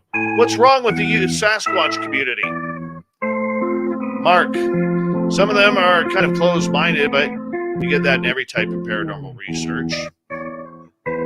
Amber, they are missing the respect for the Sasquatch and often ask as if they are a beast to be caught and invaded upon. It's like, how would you feel if you were being stalked and someone walked into your home without even knocking? Chris, too much scripted reality television full of opportunists looking to make quick money. Kevin, Dave, there is entirely too much sass and not enough squatch, if you know what I mean. Bob, too much publicity seeking and nowhere enough critical thinking. The BFRO crap on TV is just the worst. Scott, nobody in it knows what they're doing. Terry, it seems like a very close-minded and fractured group. Gemma, after listening to a friend of mine, I can tell you they think the problem is aggression and the constant hunting. Tom, too many, meaning most, researchers that do their research via YouTube, Facebook, and TV shows. Field work has to be done in the field. Michael, too much territorialism, campism, careerism, and pseudoscience. Catherine, what's wrong with the Sasquatch community? There is no sense of community. Lon, a never-ending answer awaits. Jurgen, people try to make themselves a figure of authority on subject humans know nothing about. Ted, it's the experts. There aren't any. Kenneth, not enough time. In other words, it's always UFOs, which is fine, but come on, we're more research on Sasquatch. The guru has the final word tonight. Closed-mindedness, lack of skepticism, no training in any pertinent field, paramilitary approach, resistance to cooperation and data sharing. Just a few things. Bruce has the final word. What's wrong? They don't invest in media training. That is your Thought of the Day. Thank you to everyone playing along. Thank you to Shirky Poo for the news. Swamp Dweller for his report. World Bigfoot Radio Super Duke and Carl Buschardt for the interview tonight. We got Mr. Ron Bumblefoot Thal rocking in the background with Little Brother is watching. Bumblefoot is the official music of Spaced Out Radio, rocking us in and out of every single show. Get your horns up for the guitar god himself. Special thanks to everybody listening in at home, at work, in your cars, wherever you may be. Thank you to everyone in our chat rooms, YouTube, Twitch, LGAB, Revolution Radio, Spreaker, Facebook, and Twitter. Remember, this show is copyright by Spaced Out Radio, SOR Media Ventures Limited. Thank you so much for choosing to share your evening with us, because together, my friends, we own the night. Mr. Bumblefoot, we need a favor. We need you to take us home.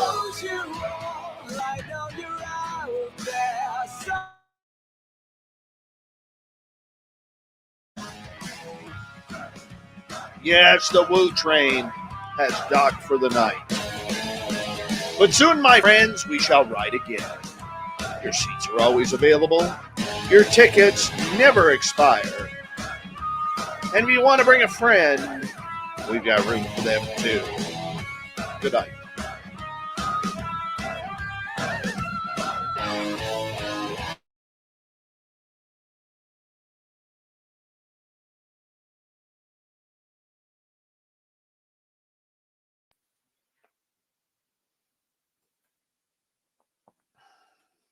I made it.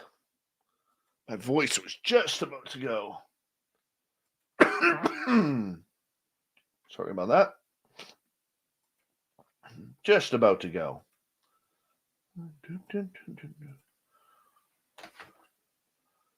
All right.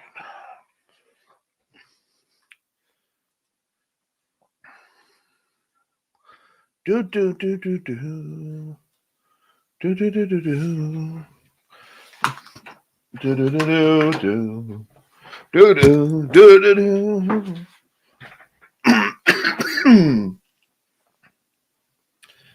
Hey, Mr. Lee 3PO, how are you? Do do do do do. Do do do do do. Do do do do do. No, we got nothing happening in Namibia right now. Just so you know.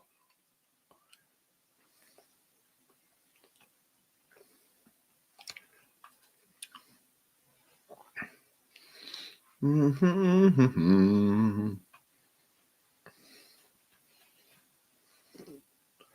Do do do do do.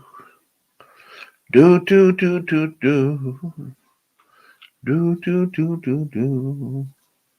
Do do do do do do do do do. Wrong one.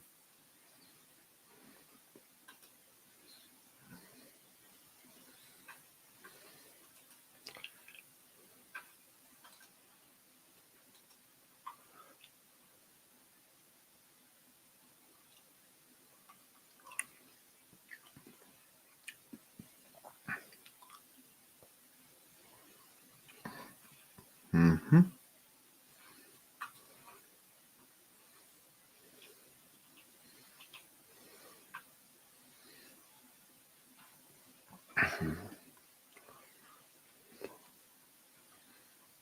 Weird. Still bugs me. It's okay. Close that out. Give me 2 seconds here, guys.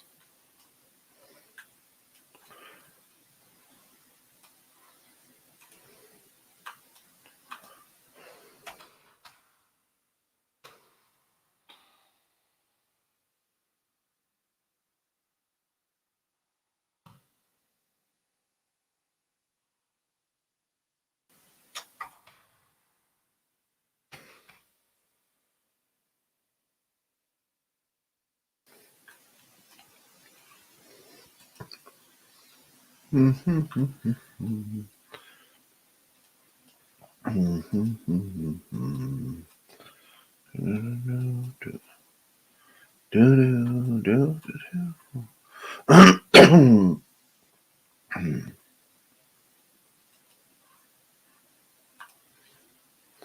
am I here? Here we go. No, that's not where I need to go. God, I'm like all over the map right now. So I can't concentrate. Still no animals. Come on. I think there may be something moving in. Ah, that's a rock. That's a rock. We're watching. They did. It's called dragging.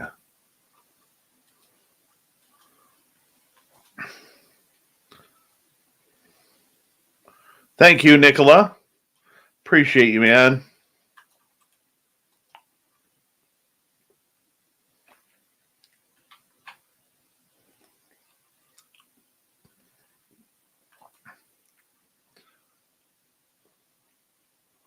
I got that Namibia cam right here, Super Duke. Right here.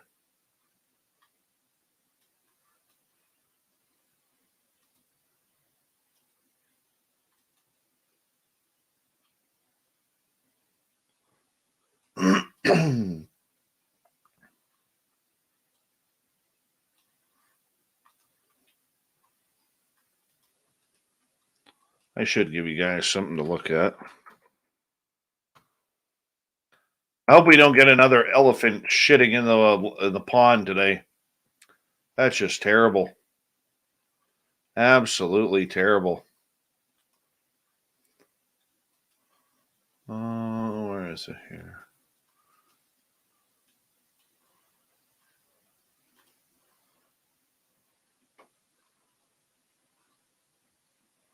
Yeah, see? Here we go. There we go. Let's go widescreen on this. Hold on. Nothing happening. Nothing happening. They did refill here, though. That's pretty good. I thought there was something happening over here, but I think that's a rock. Just my thinking. God, am I blurry or is it just my eyes? Holy cow, that's real blurry there and real clear there. It's like my glasses are reversed. Holy cow. Weird.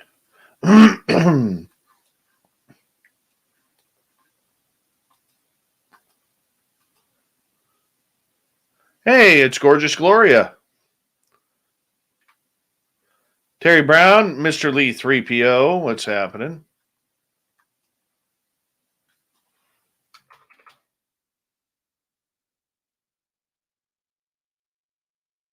Well, there's nothing happening here. Let's change it up. Hold on. Let's go to the next one. This is the one we were at before, was it not? I think it was this one.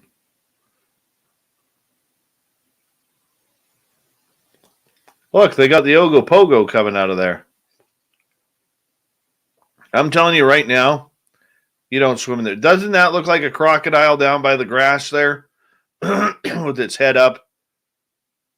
Watch the birds right where they just flew over. Let's see if it starts to make its way over.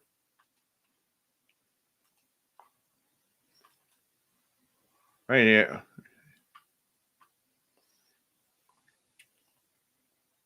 Yeah, they're all live feeds. It's really cool. I haven't gotten in trouble for one yet, so I'm just going to keep playing them because I think it promotes what they do. I don't see there being any harm. Hey, R. Hegner, how are you? Welcome to our channel. Hi, Super Nikki. How are you? Oh, that hasn't moved yet. I wonder if that is a crocodile. I wonder if they got hippos in there.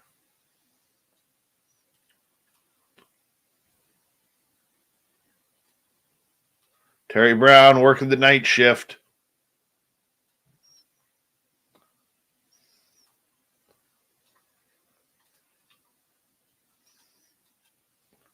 Come on, give us something good here. Oh, what's that in the background there? Something moving in the background. Way up on that hill. Something just moved there.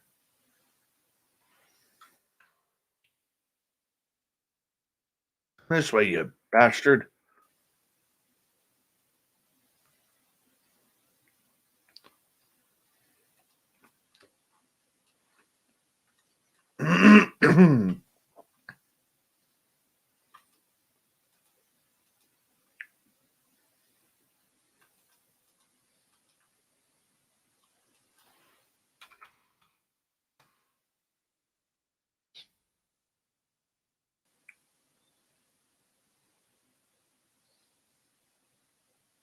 Like, I wouldn't want to be a bird in Africa.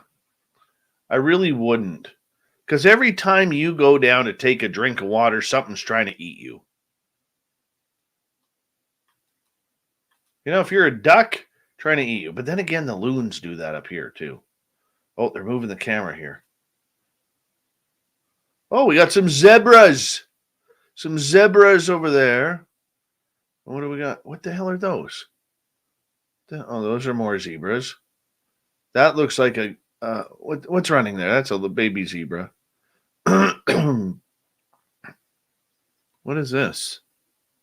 What is that crazy looking thing? Oh, there's a couple of them there.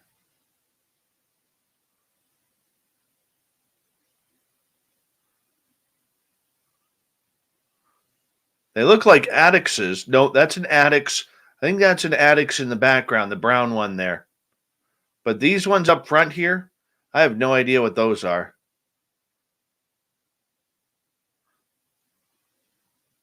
Look at them all laying down there.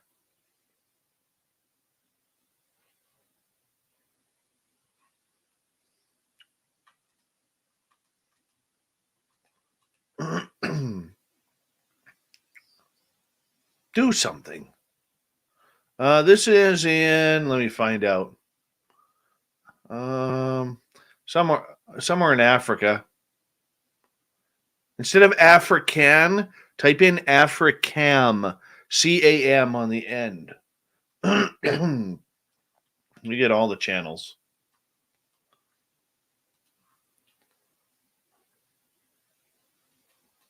Oh, that's too long. Remote right there. That's where it looks to be.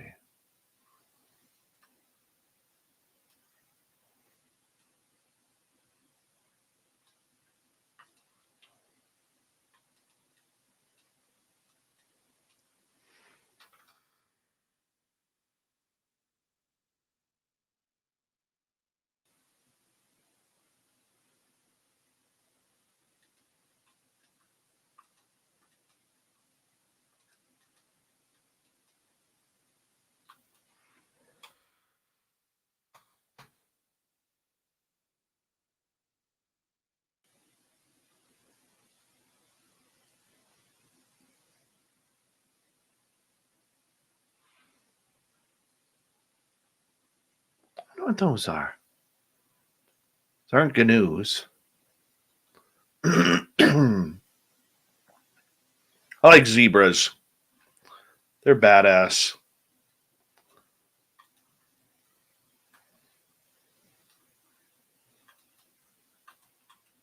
Or as FAP calls them, zebras. All right, let's go back to the Namibia channel here. That's my favorite one. See what we got going on here. Nothing. Nothing.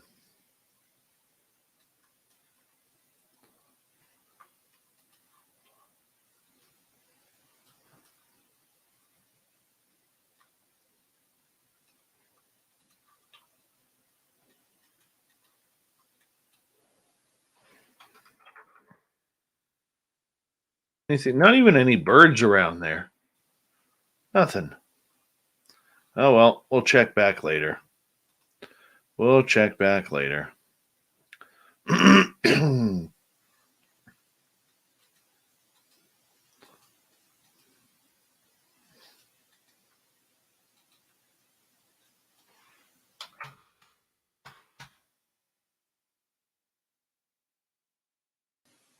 Miss Fidgety Aura needs to go to bed.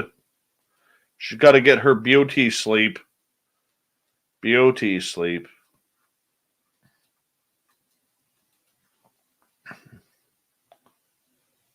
What do you mean constant hate? Who's giving you constant hate, Fapster?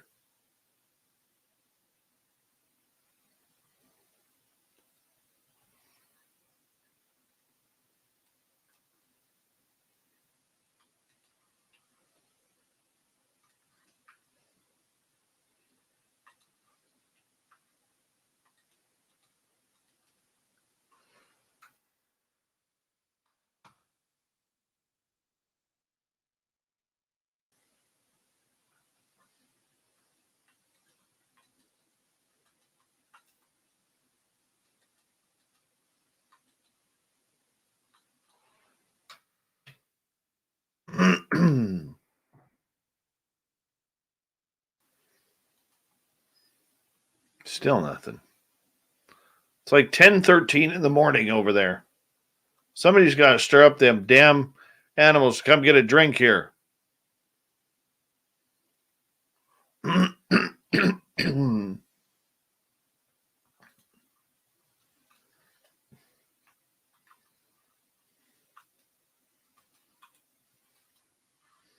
And the wait begins.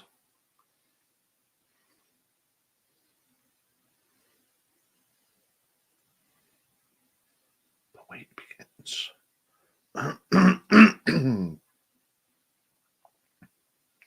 Cut.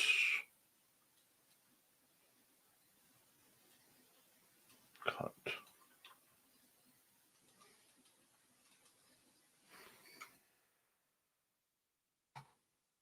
Hi, Mystics Walk. What's happening?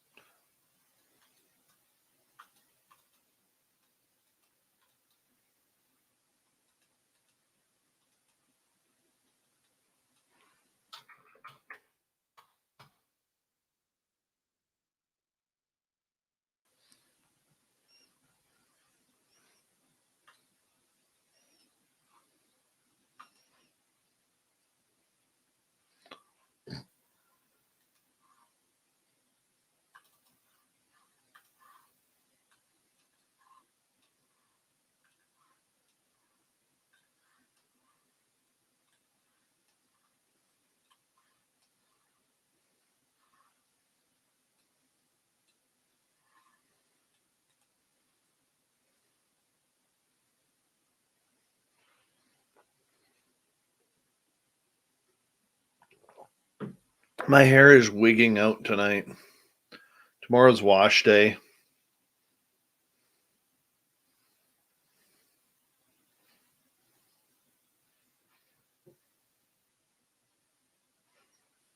It's poofy.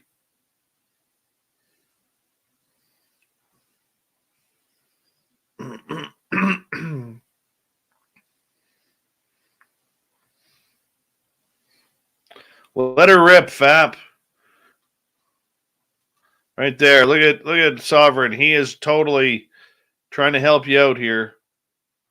Promoting high quality flatulence on my show. It's always nice. Still no animals.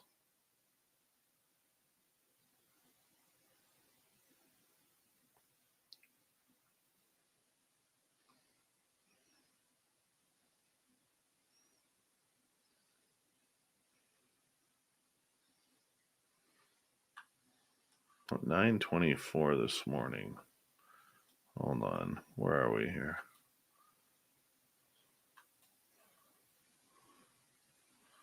That's 7:41, 8:14, 8:50.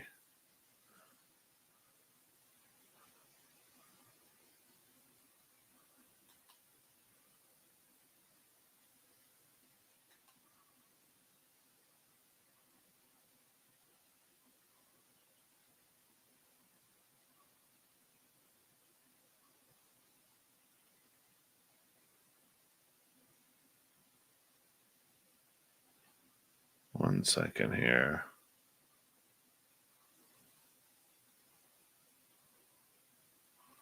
All right. Here you go, Fap. This is going to give you a little bit of encouragement here, buddy. Don't say I don't care.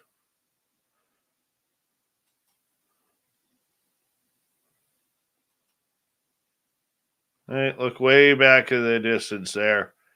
That guy's going to come on up. Right back there. This is for you, buddy.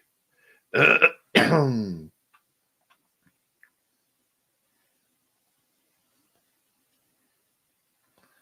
we passed it. Hold on. I'll go back and get it for you, Fap. 9:23. There he comes. Watch this guy, Fap. Right at the trees here.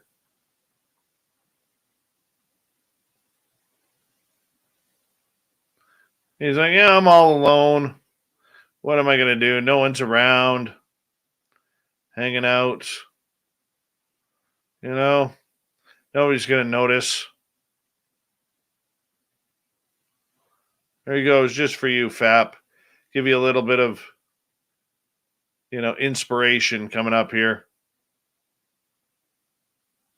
There you go. Honestly, I didn't know they poop like that. I really didn't notice. Maybe that was just a pee. I don't know. I just wouldn't expect a big animal to do that. That was like half an hour ago. Walking away. Now we're way over here. We got nothing. Nothing.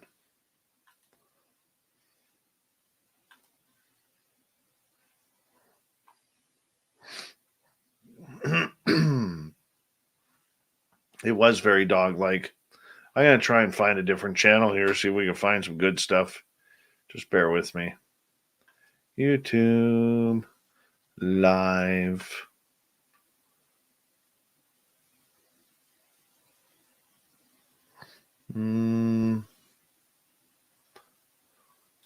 Let's try anything happening here at the Duma Reserve.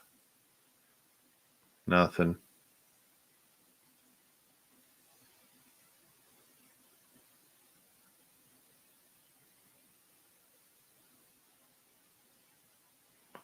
No, nothing.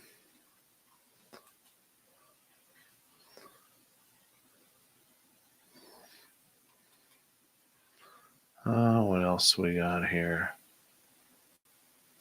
Try the Tembe Elephant Park. What's happening there today? Oh, that looks nice. Let's share this one. That's always comfy.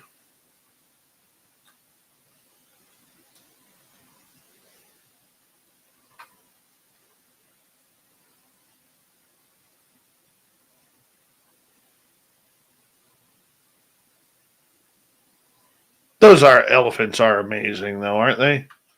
Let's just be honest. They're freaking amazing.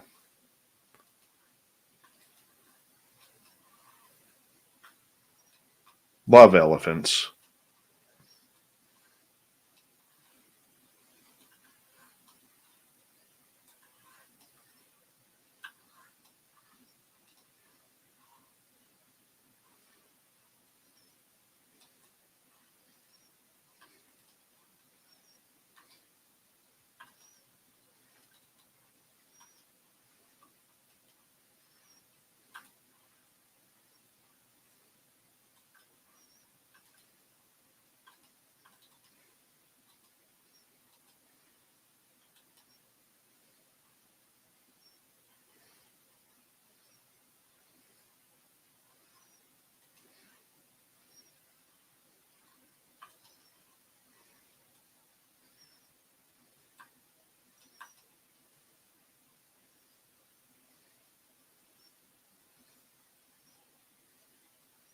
Oh, there's more over there. Look at that. Look at that. They got elephants all over the place there.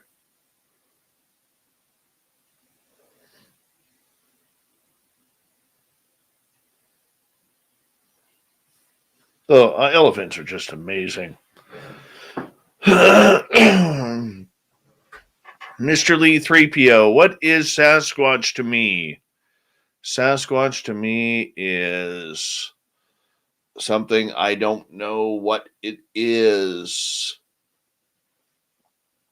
I think it has physical traits. I think it has supernatural or some sort of special abilities. But what it is, I have no idea. I don't believe it's a monkey, as one British Columbia researcher always likes to say. I don't believe it is a great ape of North America or a Gigantopithecus or Nephilim.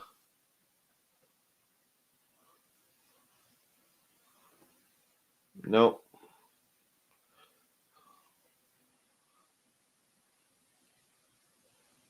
Oh, look at that guy pulling a FAP right there. Right in the middle, pulling a FAP. Just dropping that. Look at the other one. It's like, hey, that's a pretty good one you got there, Frank. Thanks, Jim. Made it myself. We could build a hut out of this. I believe in God. I'm a God guy.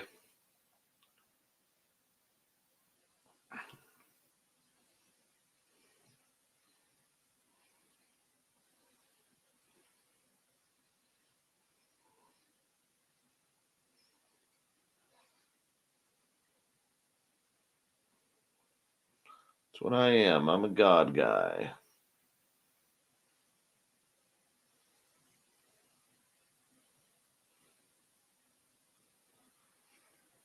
All right, let's see what else we got here. This is kind of boring. What's happening in the watering pit?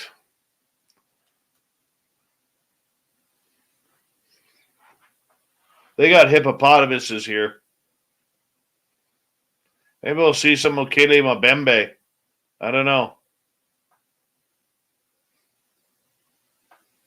Not seeing anything. If they got hippos in here, then they definitely got crocodiles. Uh-oh. Sasquatch walked by the feed.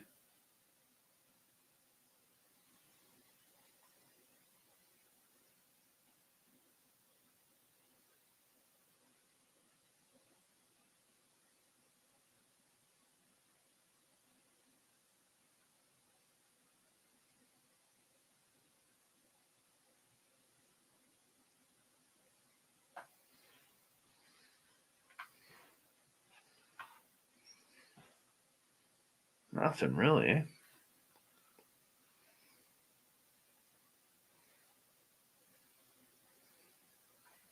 That kind of sucks too. Nobody's even chatting. Probably because your channel's boring. Namibia, you got anything for us? Nope, sweet FA. What is this one? Oh, that's the zebras again. Just not interesting right now. What's this one? Oh, we're going into the trees. We're zooming around.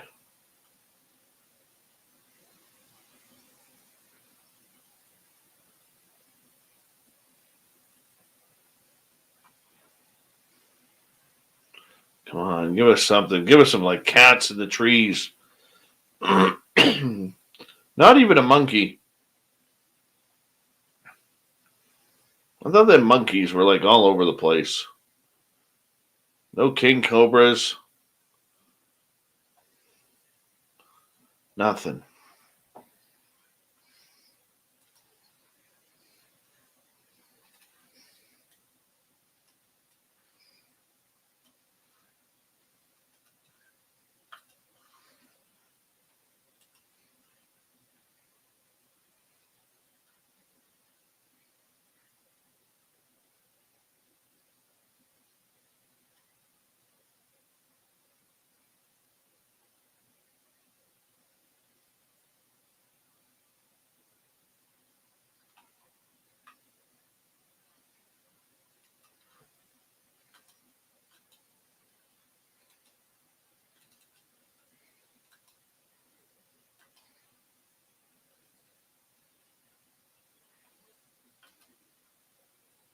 All right, this is getting terrible. Oh, hold on. We're going by the river here. See what we got. Give us something here. Oh, there's definitely crocodiles and hippos in that. Definitely.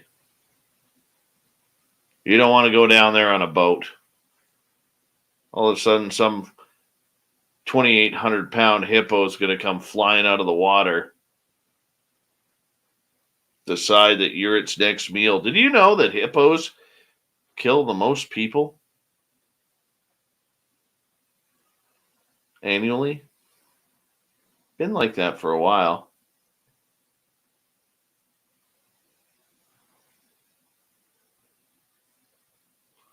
We may have some movement here. I was going to kill the feed, but we may have some movement. Oh, what do we got here? We're zooming on in. We're looking for something. At least the person behind the camera is doing their job.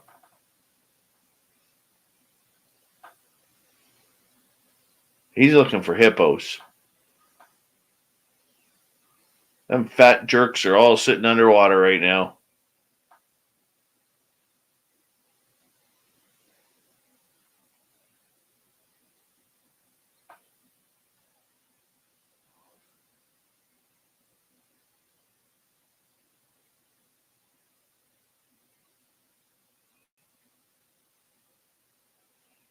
That's a weird shot.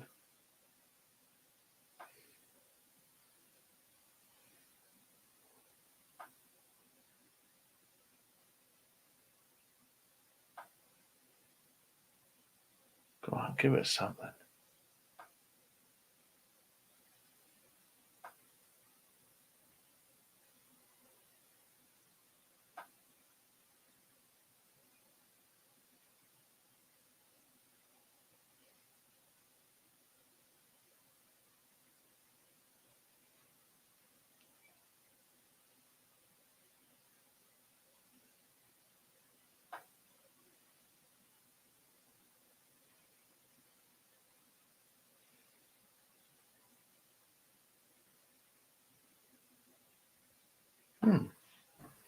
Nothing. I mean, if there wasn't anything that could eat you in that water, I would totally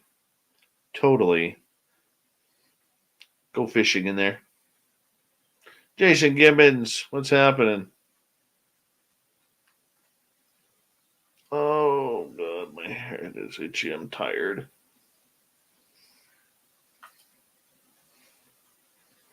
Close this up. close this up.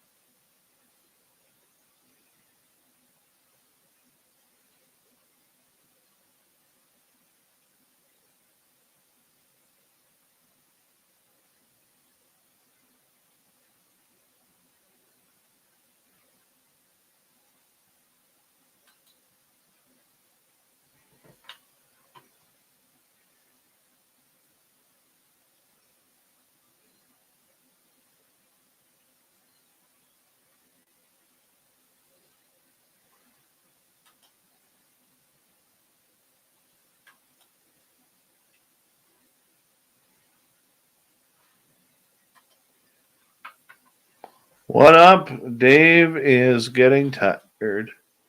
That is what up. Dave is getting tired.